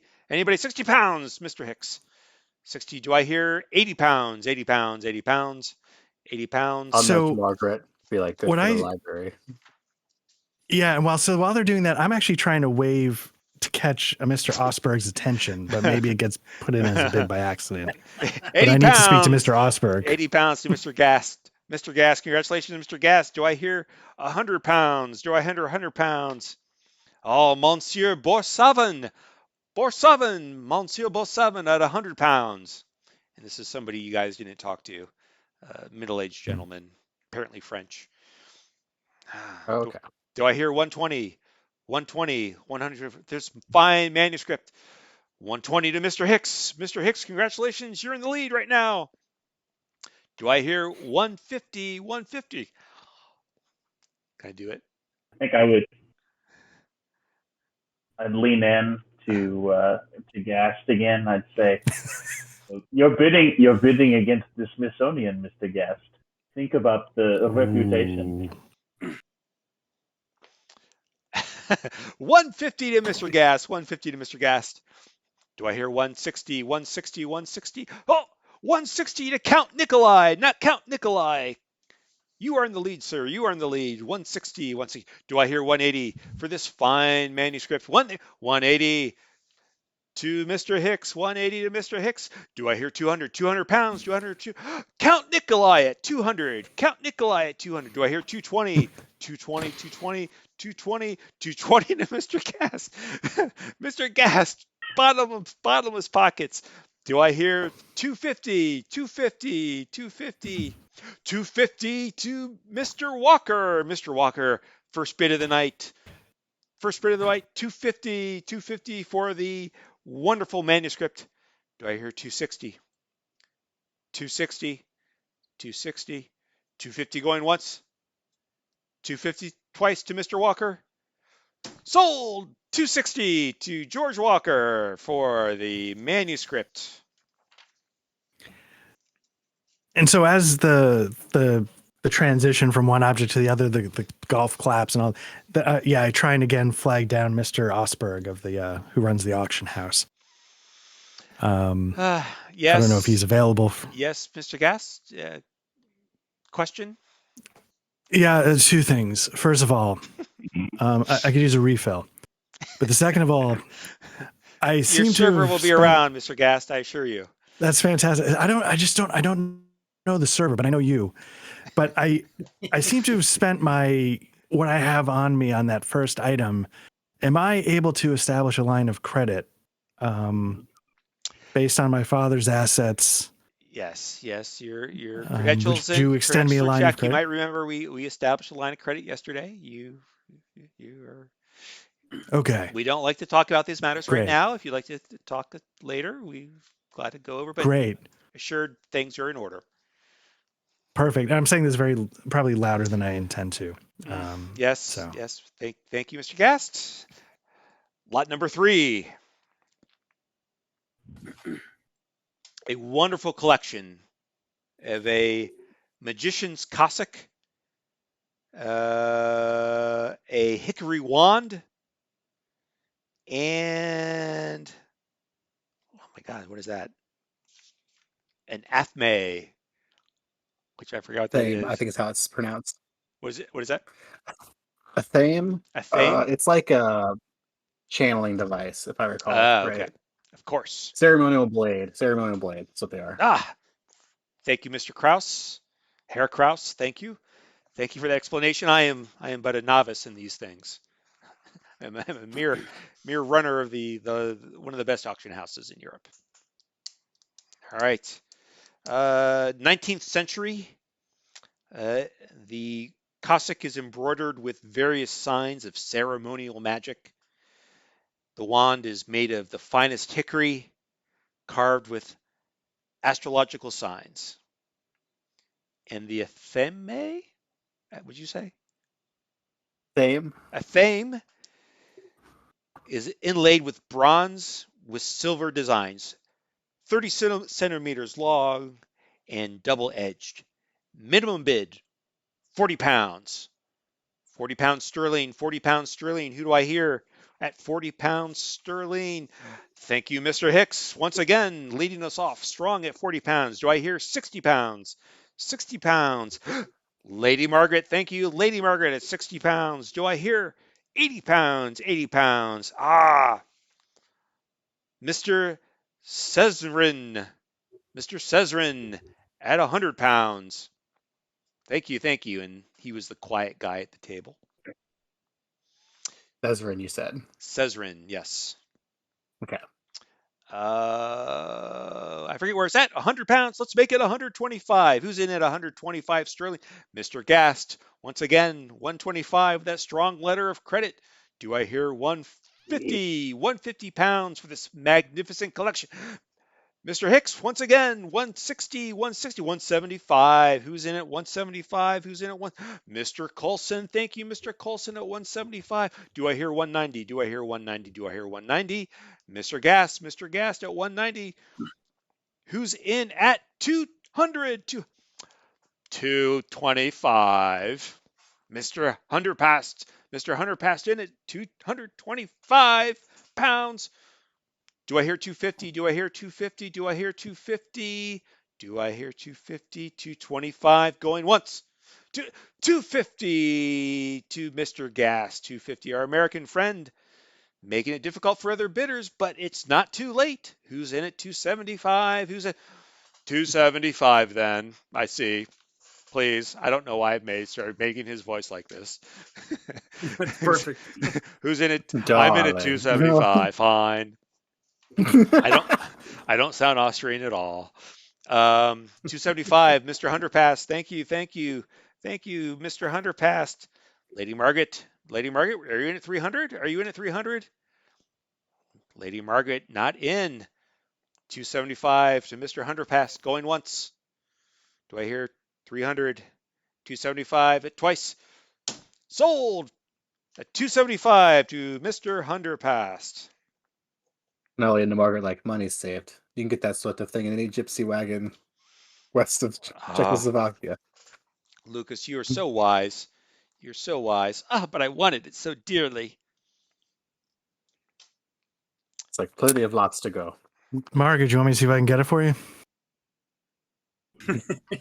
They started leaning around the. I'm good. Stand up. William, was it? Was it William? Oh God, this is so humiliating.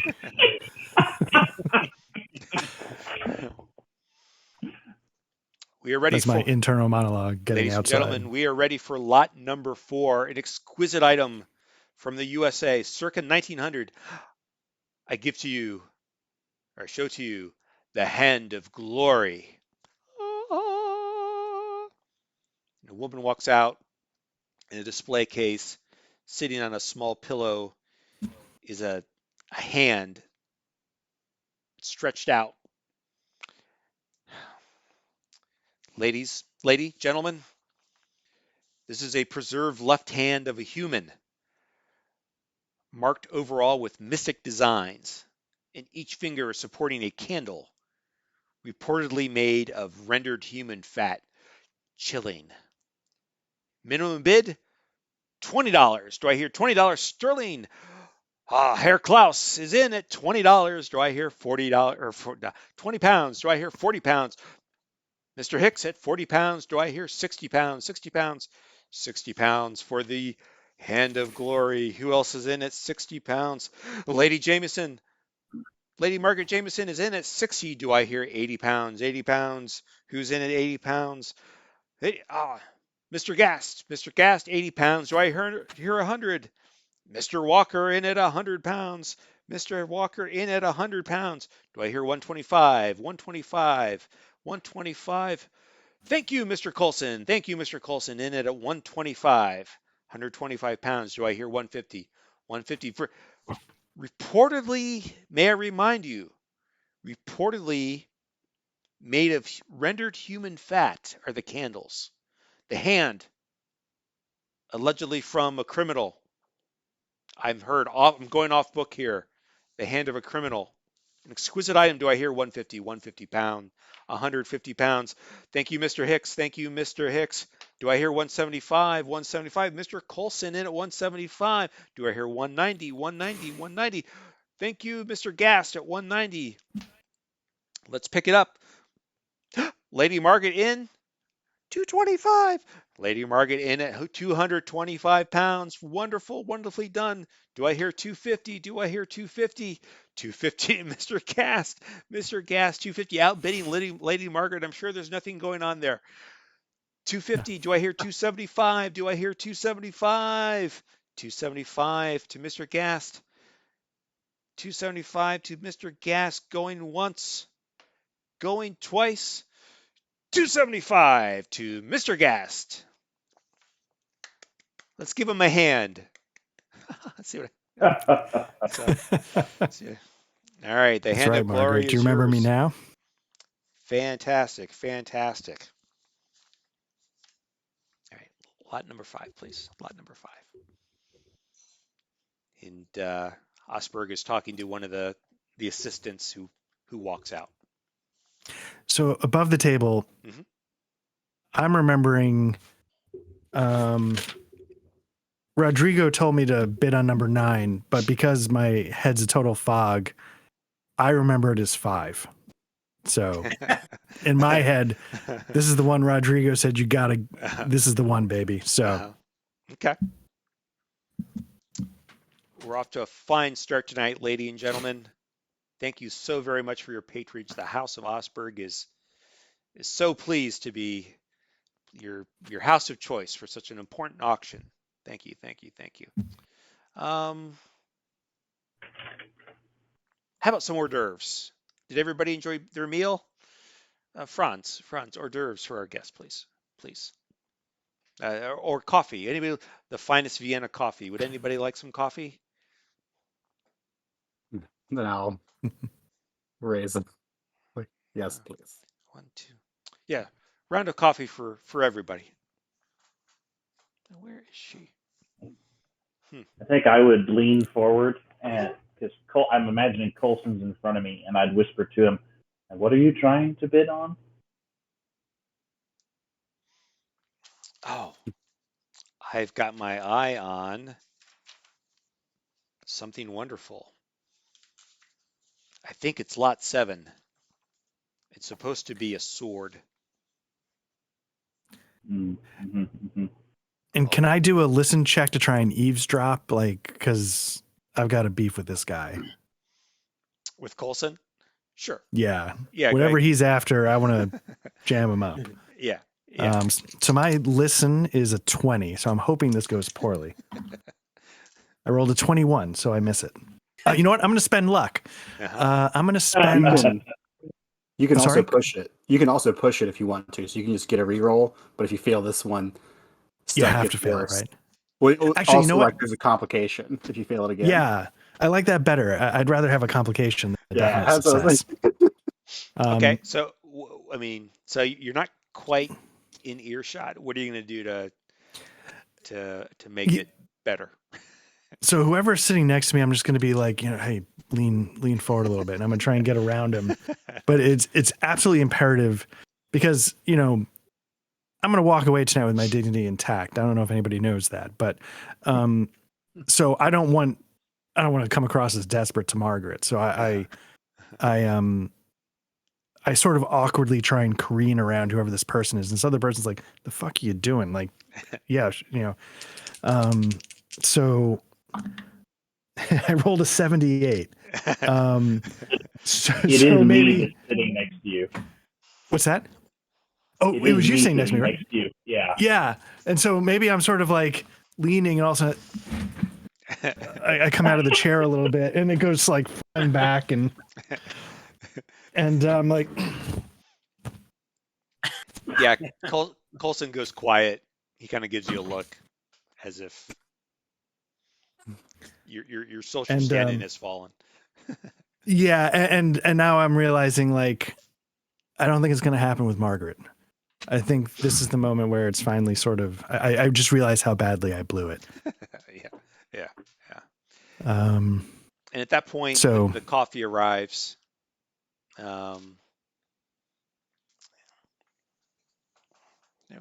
What's taking her so long? So, everybody enjoying their stay in Vienna? Yeah. Good. Yes. Good. Lady Margaret, I know that you enjoy your. And there's another assistant there, and a male assistant. And he goes, will you? You guys can kind of hear this. Will you go check on her? Go see what she's up to. We'll be on to lot number 5 in just a moment. Just a moment, And I'll ladies, just ladies and gentlemen. physically dismiss myself to go over to the smoker corner because I'm like, all right, this coffee's not going right now.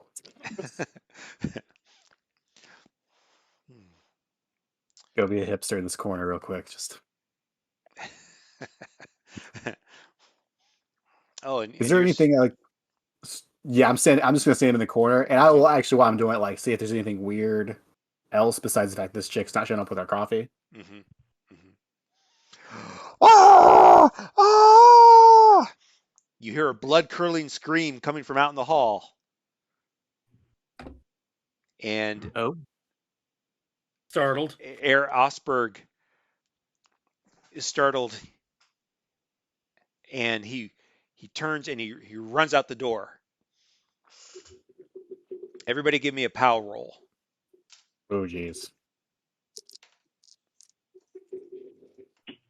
Got ourselves a half. Or a success. Mm-hmm. I fail. 95. Regular success. Mm-hmm. Regular success. I got a half at a 40, rolled a 20. Okay. Everybody who That is passed, which I think is everybody but Rodrigo, you muster the intestinal fortitude. If you're interested, you can exit the room as well. Rodrigo Yeah, I'll go check. And most everybody else, the other patrons are kind of glued. What was that? Oh my God! Oh, Lady Margaret. Oh, what was that? Lucas. Oh my gosh, are we safe? So everybody but DeSanta can head out to the hallway if you're interested. Yep, I would go. Yeah, Okay. definitely. So if you remember our map, you exit the green room, and for those of you who exit the door there, off to your right as you're exiting is what appears to be, or what you knew to be. I think you guys kind of did a little tour, didn't you? Yeah. It was one of the prep rooms. It was the green prep room, and you see Herr Osberg kneeling at the open door of the room, of the prep room. And on the floor beside him is a body, a motionless body. Mm. And maybe there's another employee or two kind of gasping. I think I've got some first aid. I'd go up and check on the body, see what's going on. You know. Yeah. Oh, yeah, it's you have the practical skills. it's the male assistant that he sent second, I guess I should say. So give me a first aid roll. You can check out the body. It's a body. That's what I see. That's all you know. Yep. Okay. Yeah. I mean, it's motionless. It doesn't appear to be harmed. Osberg says, "I think he fainted."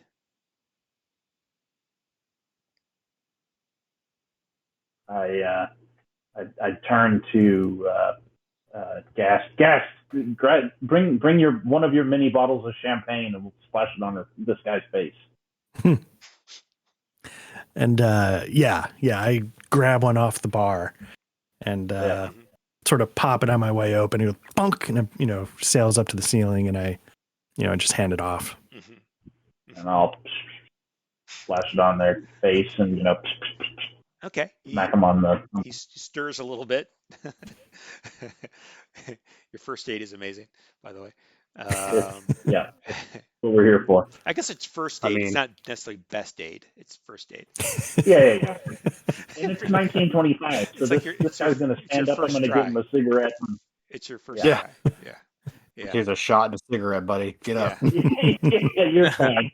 Up and at 'em, boys. Lucas Bernard, what are you gonna do? I'm going to get as close as I can without being too close. And the door is open, right? He's sort of like in the open door of the green room prep.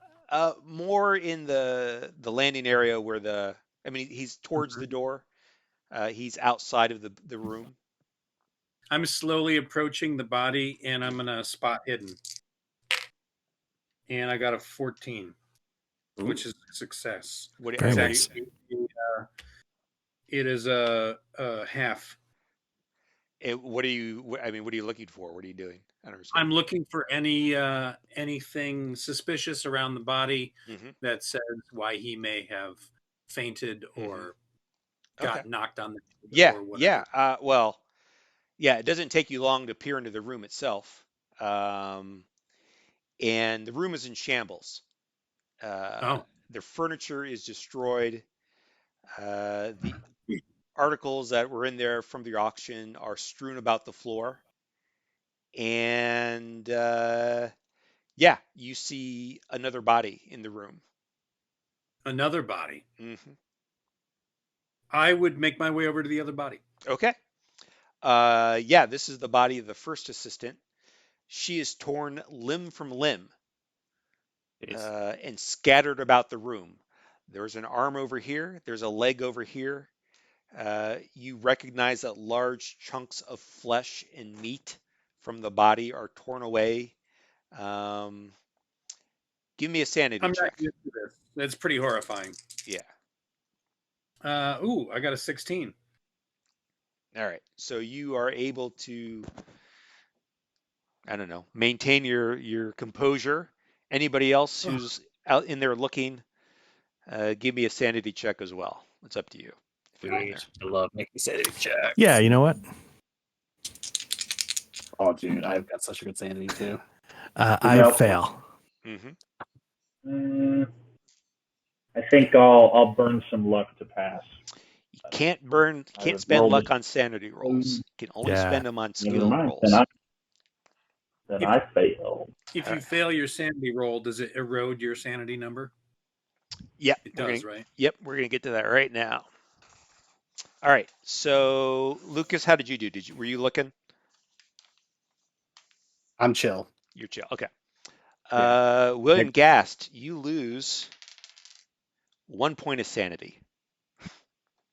All right. Too drunk to care, I guess. A little numb. We get up to some weird shit in the art house, so I'm good to go. Exactly. And Benoit, you lose 4 points of sanity. And I need all 4 of you to make con checks. Damn. Oh, okay. This body probably smells. Oof, I blow that. Yeah, I blew that too. I was a half success. All right. Anybody who fails proceeds to vomit. I'm going to try to push it. Okay, sure. Can I? Can you push? I think you can't spend luck on it. You can push your other rolls though. All right, I crush it then on the push. All right, you swallow the bile that's forming in your throat. Yeah, just like. Can I do a charm roll to see if I nonchalantly grab, I grabbed the champagne to hand it off to the guy. I sort of grabbed the champagne bucket and almost without anybody looking, kind of barf into the champagne bucket. Sure. I don't know if you want to charm your way into that. I like it. That's fine. I don't know if that's the right skill, but yeah. So I'm trying to be like this isn't the first time I've puked in public. Is what I'm sort of clearly trying to get at. So let me see. I sort of managed to, do a quick and then put it down, and hopefully not too many people see me. Yeah. You're like the point guard of puking in public. And at that moment, you hear Erosberg vomiting from, oh, my dear Lord. Janice, what happened to Janice? That's so good. All right. So this green room, this preparation room is, like I said, in shambles. Furniture is strewn everywhere. Body parts everywhere. Blood everywhere. Let's give DeSanta a moment. At this point, maybe there's enough commotion outside that people are like, "Oh my God, what's happening? What's happening?" DeSanta, what are you up to?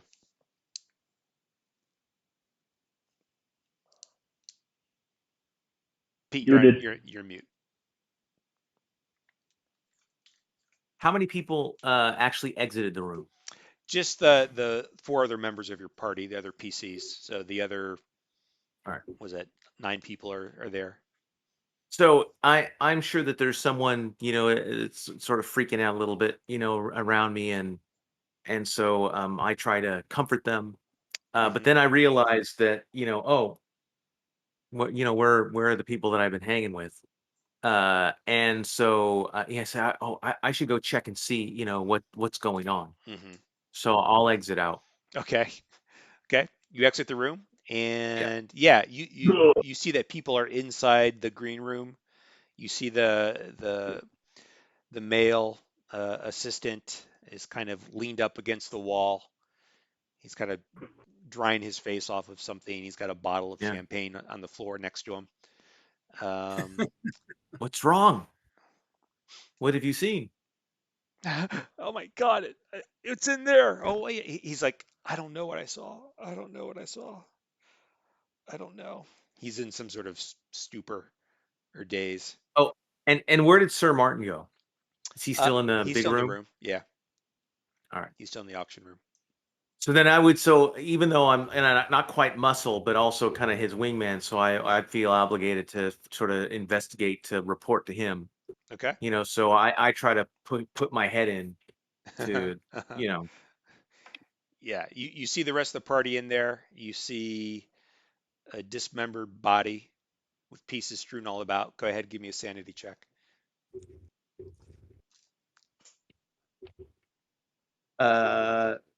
33 out of 50, so pass. You're fine. Okay.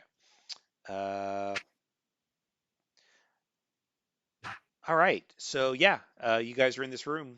What would you like to do? Osberg is in there with you. He's stunned. He doesn't quite know what to make of things. Well, I'm gonna do the typical, clueless, because of course you guys wouldn't know, but I'm like, what happened here? As if you guys knew. I think I would assume that somebody's broken in trying to steal the stuff, these artifacts. I'd grab Fawns or Franz and shake it and be like, snap out of it. We need to take an inventory and see what's been taken before, and somebody needs to call the authorities on this. And you I'm said sure, Go ahead. Go ahead. Sorry. No, go ahead. Well, I was going to say, are the body pieces spread out in any kind of a manner that, again, from an occult standpoint, like, does it look like some sort of ritual, or was it just like sort of random spatter, Freddy Krueger style, or? Yeah, strewn about. Okay. So it certainly doesn't look like the work of a cultist of some sort. Yeah, I was wondering, certainly not organized. Could I do like a spot hidden to see if I see did somebody come in? Did somebody go out? Is there some obvious footprints in the blood kind of thing? Is they, somewhere they might have gone? Yeah. No roll necessary. Okay. A trail of blood leads to a dumbwaiter that's in the corner, and I think on the map it's a little X in a box. Just in the corner there's a dumbwaiter that's got its doors closed. Yeah. Let's see, what else can I tell you about the room?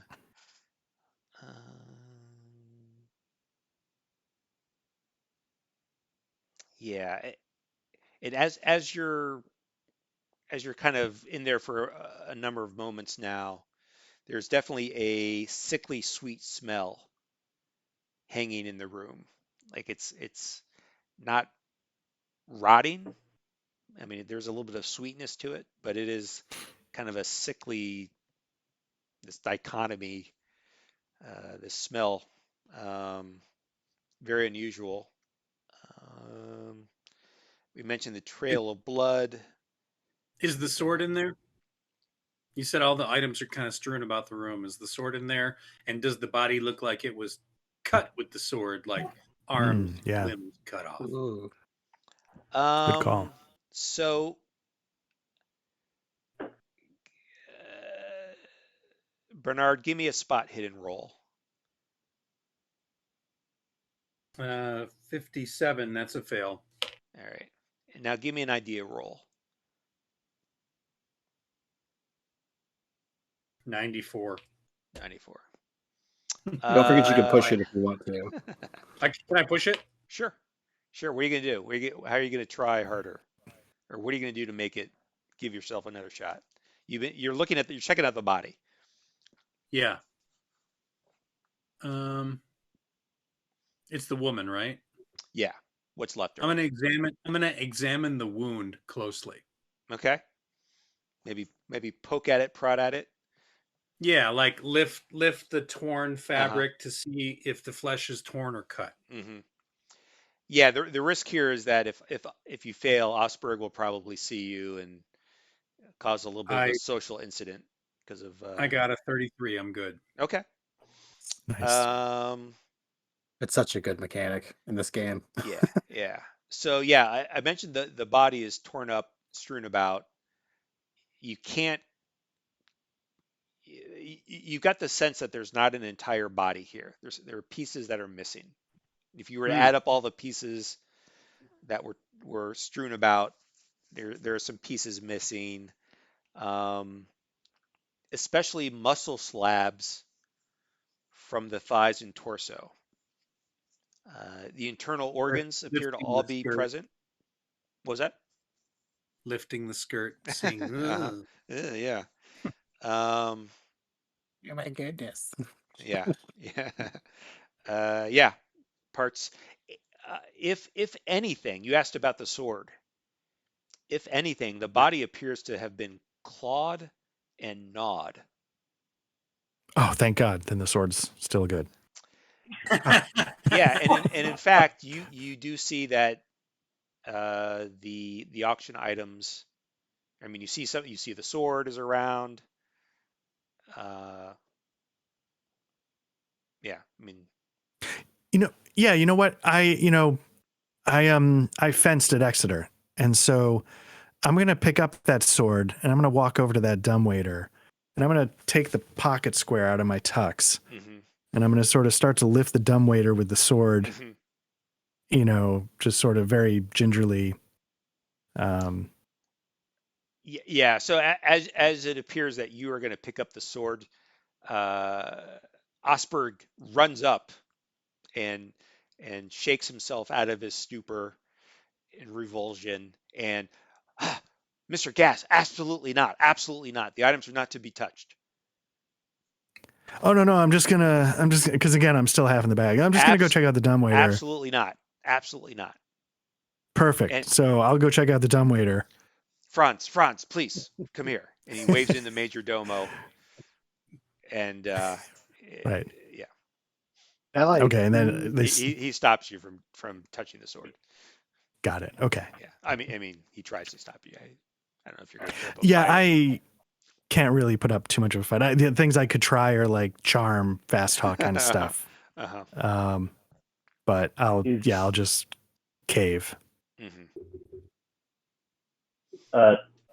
Monsignor Osberg, is the only telephone in your office in the building? No, we have telephones at every floor. Okay. The police have been summoned. They Okay. will be here shortly.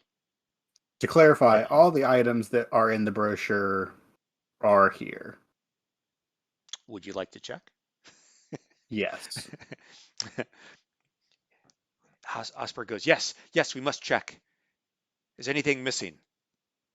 Yeah, I'll pull the panel out of my coat even and be like, let's see. There. Do I need to roll anything for this? Sure. Give me give me either a spot hidden or an idea roll. Let's do spot hidden because I am great at the details. 27. Oh, we're gonna push this. Yeah, things are So- really, the room is trashed. I mean, it's hard to put everything Yeah, it's together. like Yeah. so like I can do this as like artiste where I'm like, all right, let's cut out the red that is everywhere Uh-huh. and realign the visual state of this room. Mm-hmm. Yeah. Mm-hmm.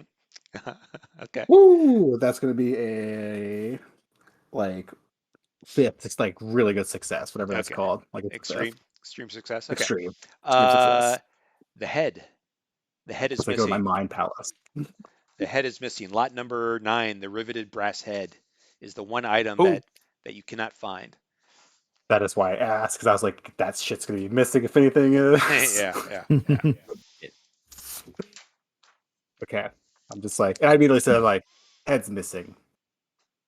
Franz, Yes. no head. Ah.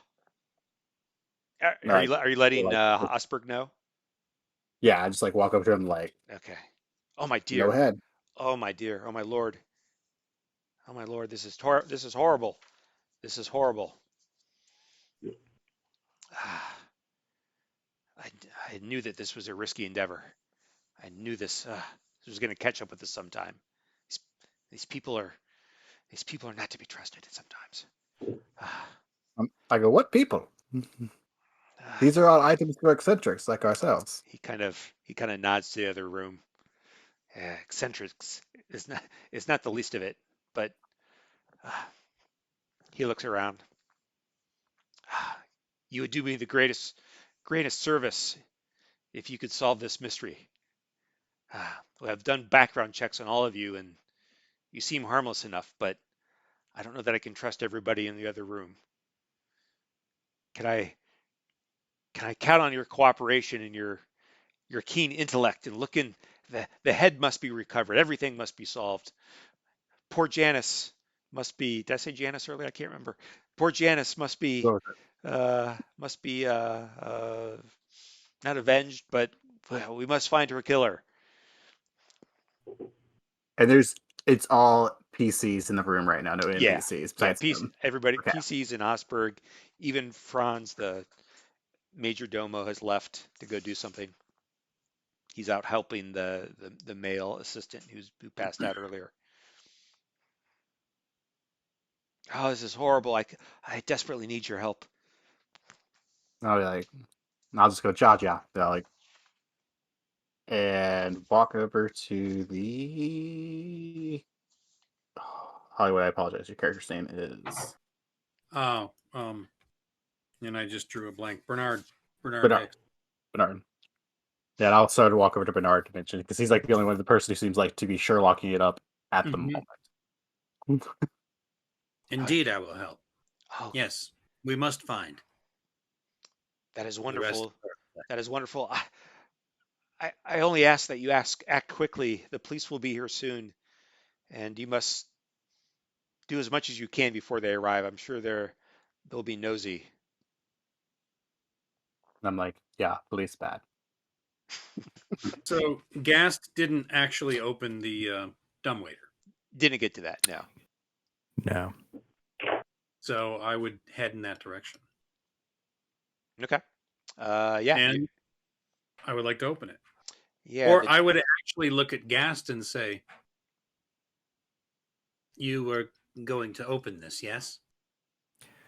You're goddamn right. And then I sort of American up to the dumbwaiter, and but again with the pocket square, and just sort of. Okay. Raise it up slowly. What's that? If there was a tumbleweed in Australia, it will blow by right now. Right. So yeah, so I sort of lean back and I'm just very stealthy is not the right word, but gingerly, slowly. So if the tentacle comes swiping out at me, it's, I don't just fling it open. Okay. Yeah. You open the door to the dumbwaiter, and it's a dark shaft heading down. about 30 feet. And I guess first of all, there's a power button to call the dumb waiter, and it Okay. appears to be at a lower level right now. Like if you want to look into it, you're gonna have to call it up. Yeah. So the first thing I do is I take, the 24 karat gold lighter out of my breast pocket that I use to light the cigarettes of beautiful women. And I sort of flick it and sort of try and, get an idea if I can see anything before I call the dumbwaiter. Yeah, nothing. I mean, it's a shaft that there's nothing in it. There's nothing in you. You should just see the power ropes that would pull it Right. up and down. Yeah. And then I just sort of turn back to Bernard and I'm like, what do you think? And I'm sort of pointing at the power button. I would hit it.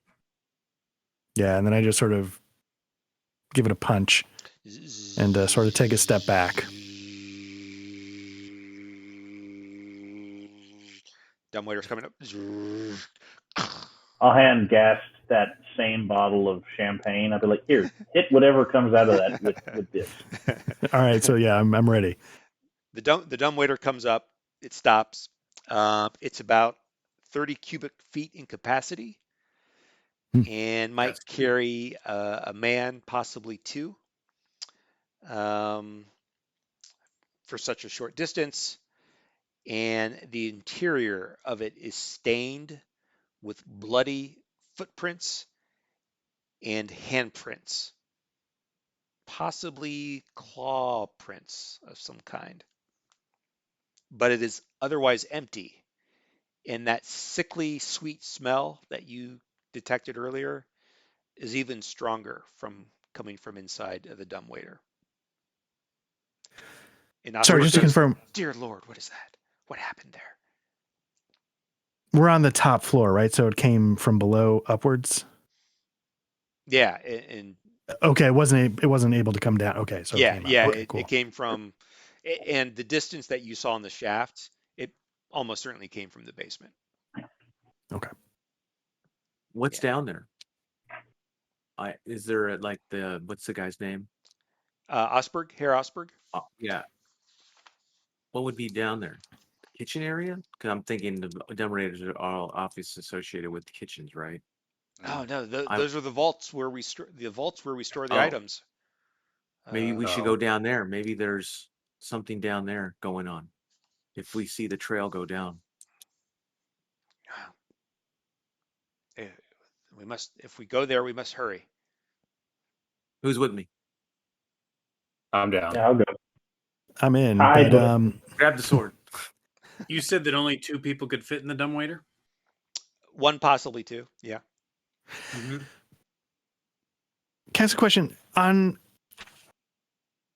this hall, are there any ceremonial swords, any ceremonial anythings hanging on the wall that we could grab and start? There's that one. Arming ourselves. I didn't know if it was the kind of thing that might have like the cross swords as a display.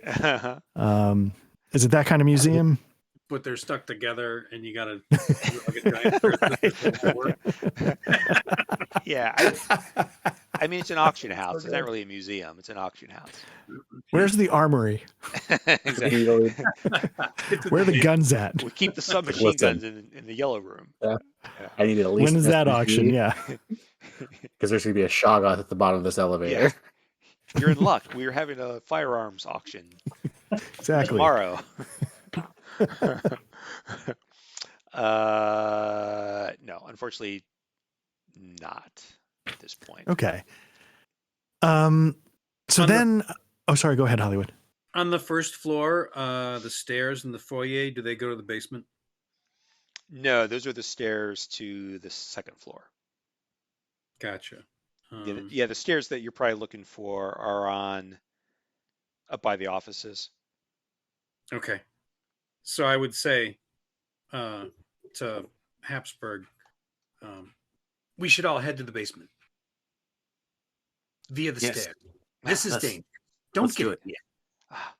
All right. And then I look at Gast and I say, maybe you should get in here. All right. Osberg arranges for Franz, the major domo, to take you to the basement. I'm going to stay behind and take care of the guests, the other patrons, and I'll try to delay the police, but I don't know how long I can do it. Franz, hurry, Franz. Of course, sir. Of course, gentlemen, follow me.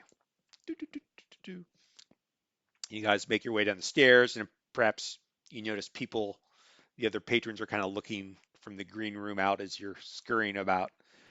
And yeah, you make your way to the basement, and it's a wonderful basement. Is there another map we need to open up? Yeah, I was gonna say, go ahead and Oh, open up. I think there's another thing I sent you guys, right? Number two? Yeah, is number it two. number 2? Number Yeah. 2. Nice. Is that in the Evernote? Because I only have number 1 on me. I don't know where they went. No, I don't know. A different one. Let me check the desk real quick. Yeah, it's not a big deal. It's That's some tough tape, man. yes.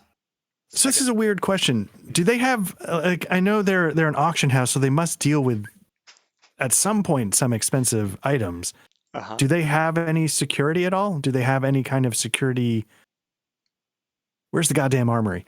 Do they have anything that they use or anything going on? Do they have people that are sort of trained in some way?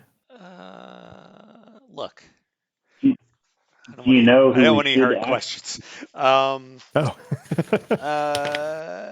It's the booze talking. I'm just talking nonsense. I mean, really, it's okay. So let's do it this way. You make it to the basement, and Franz explains that there are 4 vaults, and these are highly secure, locked vaults, and so the items themselves are stored here until it's time for auction, right? So, everybody's kind of security, and maybe there's a couple guys. I'll put it, maybe there's a couple guys you've noticed lingering around that maybe look a little tougher, but I'm making that up on the spot. So, okay, yeah. But their security is sort of like they have just really good protection from their storage. Yeah. Okay, cool. We should have grabbed the Russian officer. I'm sure he's got some kind of ceremonial sword or something on him. Especially if he's a white. Yeah. Now look. Okay. So you make it to the basement, and Klaus takes you to the green room vault, where the dumbwaiter certainly came from, that you guys saw. Let's see. You open it up. He unlocks the vault or opens the vault for you, and almost immediately you discover that one wall of the green room vault has collapsed. When you say collapsed, is it like there's just a big old hole punched through, or just like? Well, it actually appears that there was a tunnel there, and the tunnel itself has collapsed. Yay! I see from Hollywood's print what's going down. Yeah. There are some large jacks that are still in place and are pushing apart the iron reinforcement wall rods of the concrete, right? So think of like there's a big hole. It has like partially collapsed, but there were jacks that appear to have been holding it open before at some point. And there's quite a fair amount of fresh dirt around the opening.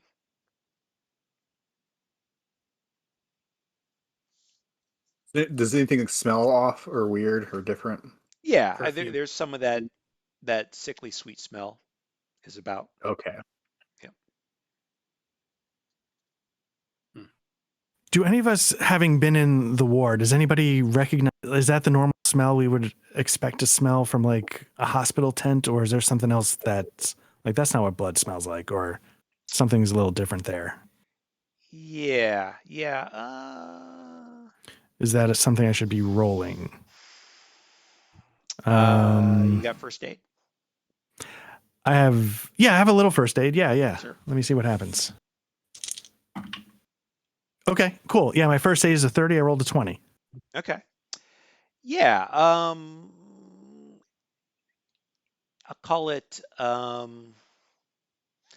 not as strong as true decay. Of flesh, but headed in that direction.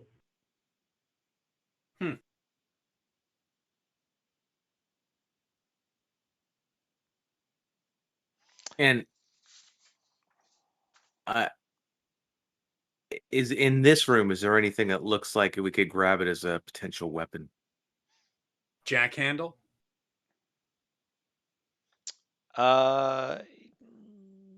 If you'd like, sure. You can do that. I will say that the tunnel is collapsed in a way that you would expect it to take a few hours to dig through to get through to the actual what you suspect is a tunnel. It's pretty. So it's not just it. All right. It's a collapsed tunnel that was Gotcha. appeared to be previously open. Are the bloody footprints? Do they come into this room? And do they go anywhere else down here? Good question. Yeah, maybe coming out of the dumb waiter door, you see a little bit more of the bloody footprints. Give me a spot hidden, sure. It's an 87, so no dice there. Yeah. Don't want to push it. Yes. Always push. Yeah, always push it. So, and I have to remind. I need to give you. What do you need for if I fail this? Yeah, give me some justification of what you're doing. Like, why should I let you? Almost kind of like, why should I let you? Sure. Yeah. Sorry, that is a part of the rules too. Yeah, so I'll be. I've spent a lot of time in the wilderness. Maybe it's not. Maybe it wouldn't be a spot hidden as much as a track.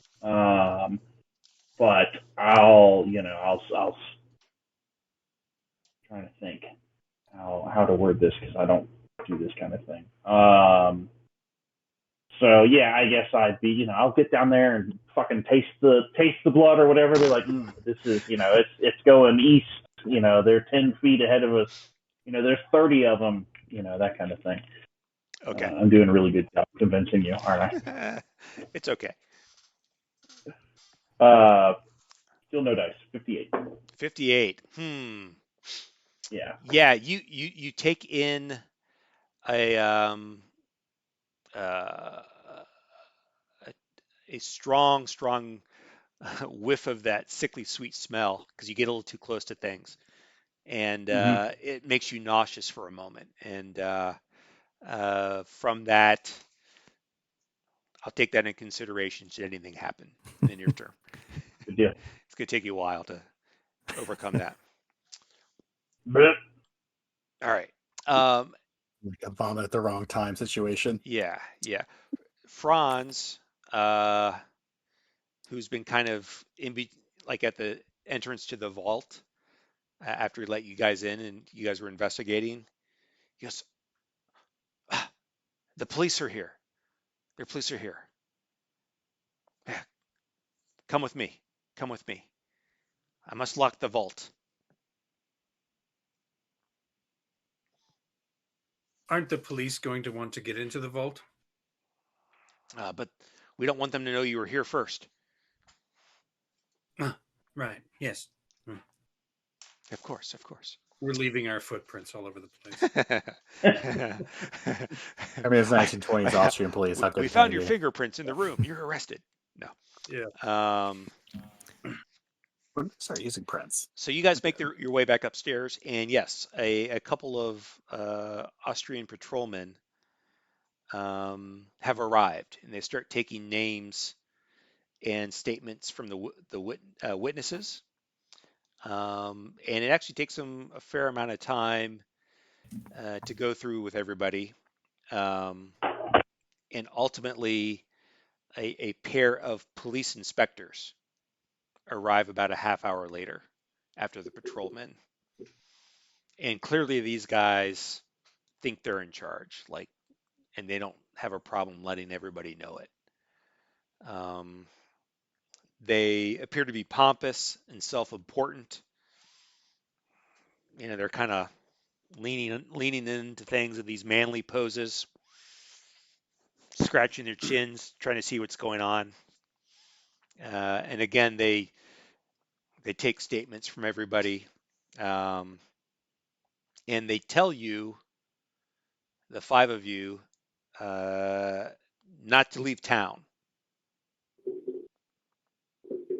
Oh. And one of them comes up to you, Lucas, and says, "You're the German, right?" Yeah. Yeah. All right. And where are you staying? What hotel? I can't remember which one, but you tell them what hotel you're staying in. It was the budget one. The budget hotel. Naturally. And did you bid on any auctions tonight? As far as when you say bid, is it like winning bid or just did I bid? Did you I bid at technically all? did bid. He's asking you if you bid at I go, all. yeah. I see. And what about you, my Latin friend? Did you bid on anything tonight? No, I'm a interested observer. No bids, eh? I see. He writes down a note in his notepad. And you're the American Museum curator. Yes. Strange. I wouldn't expect someone of your stature or lack thereof to be here at this prestigious event. How did you gain access to this auction? Well, I was invited, of course. Invited. We all were. I see. Likely story. And he approaches William Gast. I'm in Austria. Am I in New York? What's going on here? Are you okay, sir? Yeah, all things considered, yeah. How are you? Hand solo tactic. And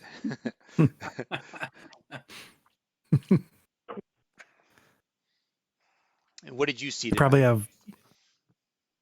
Well, I'll tell you what I saw.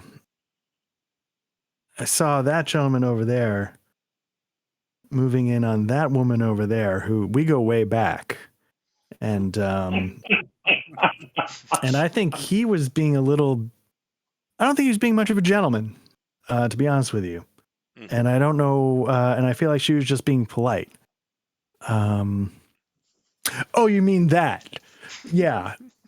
So there, obviously we've got the dismembered, this poor soul. And I looked in that dumbwaiter, and it's covered in the same stuff, all of it.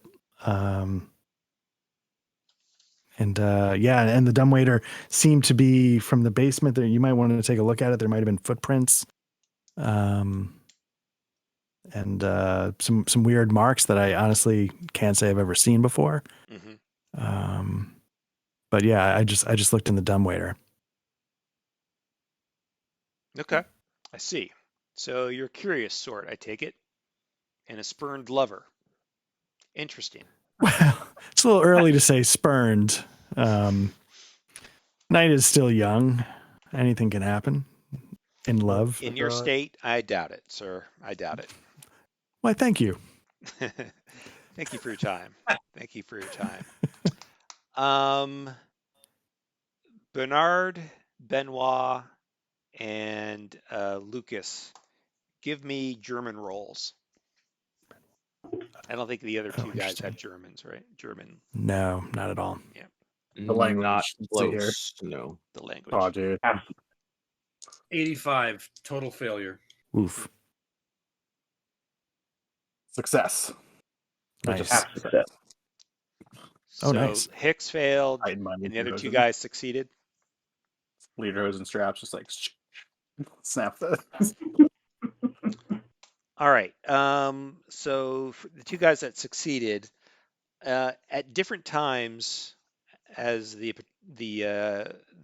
investigators are speaking to you and the other patrons, you overhear the patrolmen who arrived first talking to each other in German, as you would expect.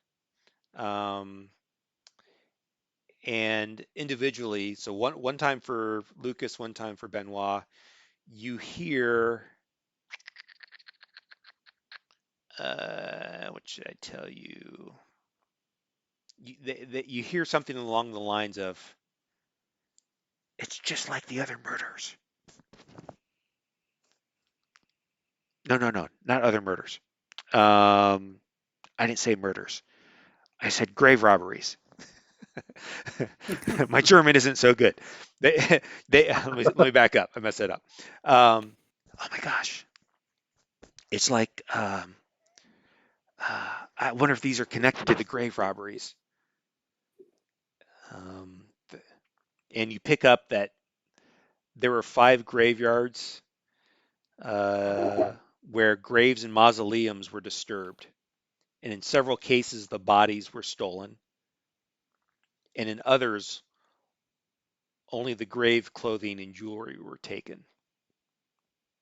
All right. So again, 5 graveyards had been reported disturbed, bodies stolen, sometimes just the jewelry.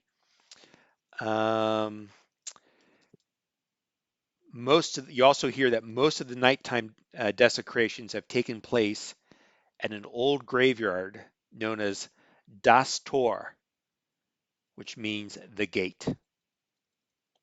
It is mostly overgrown and untended. These are very chatty patrolmen. Apparently. And finally twice, the body snatchers were almost caught by a local patrolman, but both times the culprits fled into the night. In neither case did the patrolmen get close enough to see the faces of the culprits, who both ran with a strange skipping gait and who both wore black cloaks. Like strange skipping gait. Yeah.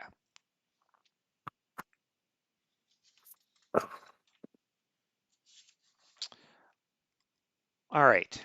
So the rest of the evening, and it's now quite late, involves the patrolmen, or really the investigators, interviewing, taking statements, looking at the green room, looking at the green vault, and with a final statement, they say, once again, lady, gentlemen, don't leave town. We'll be in touch with follow-up questions. And with that, let's call it for the session. And, very nice. Yeah. There you go. And we'll let William drink off his alcohol, or sleep off his alcohol. Although, like we said, if you're always drunk, are you really ever drunk? Right. Nice. All right. That was good. Good job, you guys. Thank you, Ty. That was really nice. Yeah. This is a good, you're welcome. good story. You're welcome. Yeah, I'll keep your eyes out. I'll get a doodle out, and we'll get going. I know it's a busy time of year for everybody, but if we can get it in December, we'll get it in. Well, what is it? November? Yeah, November's gonna be tough. But whenever it happens, and we'll keep plugging away. Nice. All right. Perfect. Thanks a lot, guys. We'll see you. Yeah, thank you guys. Have a good night, All right. everyone. Thank you. Good night. guys. Guys, Good night. thanks, Tuck.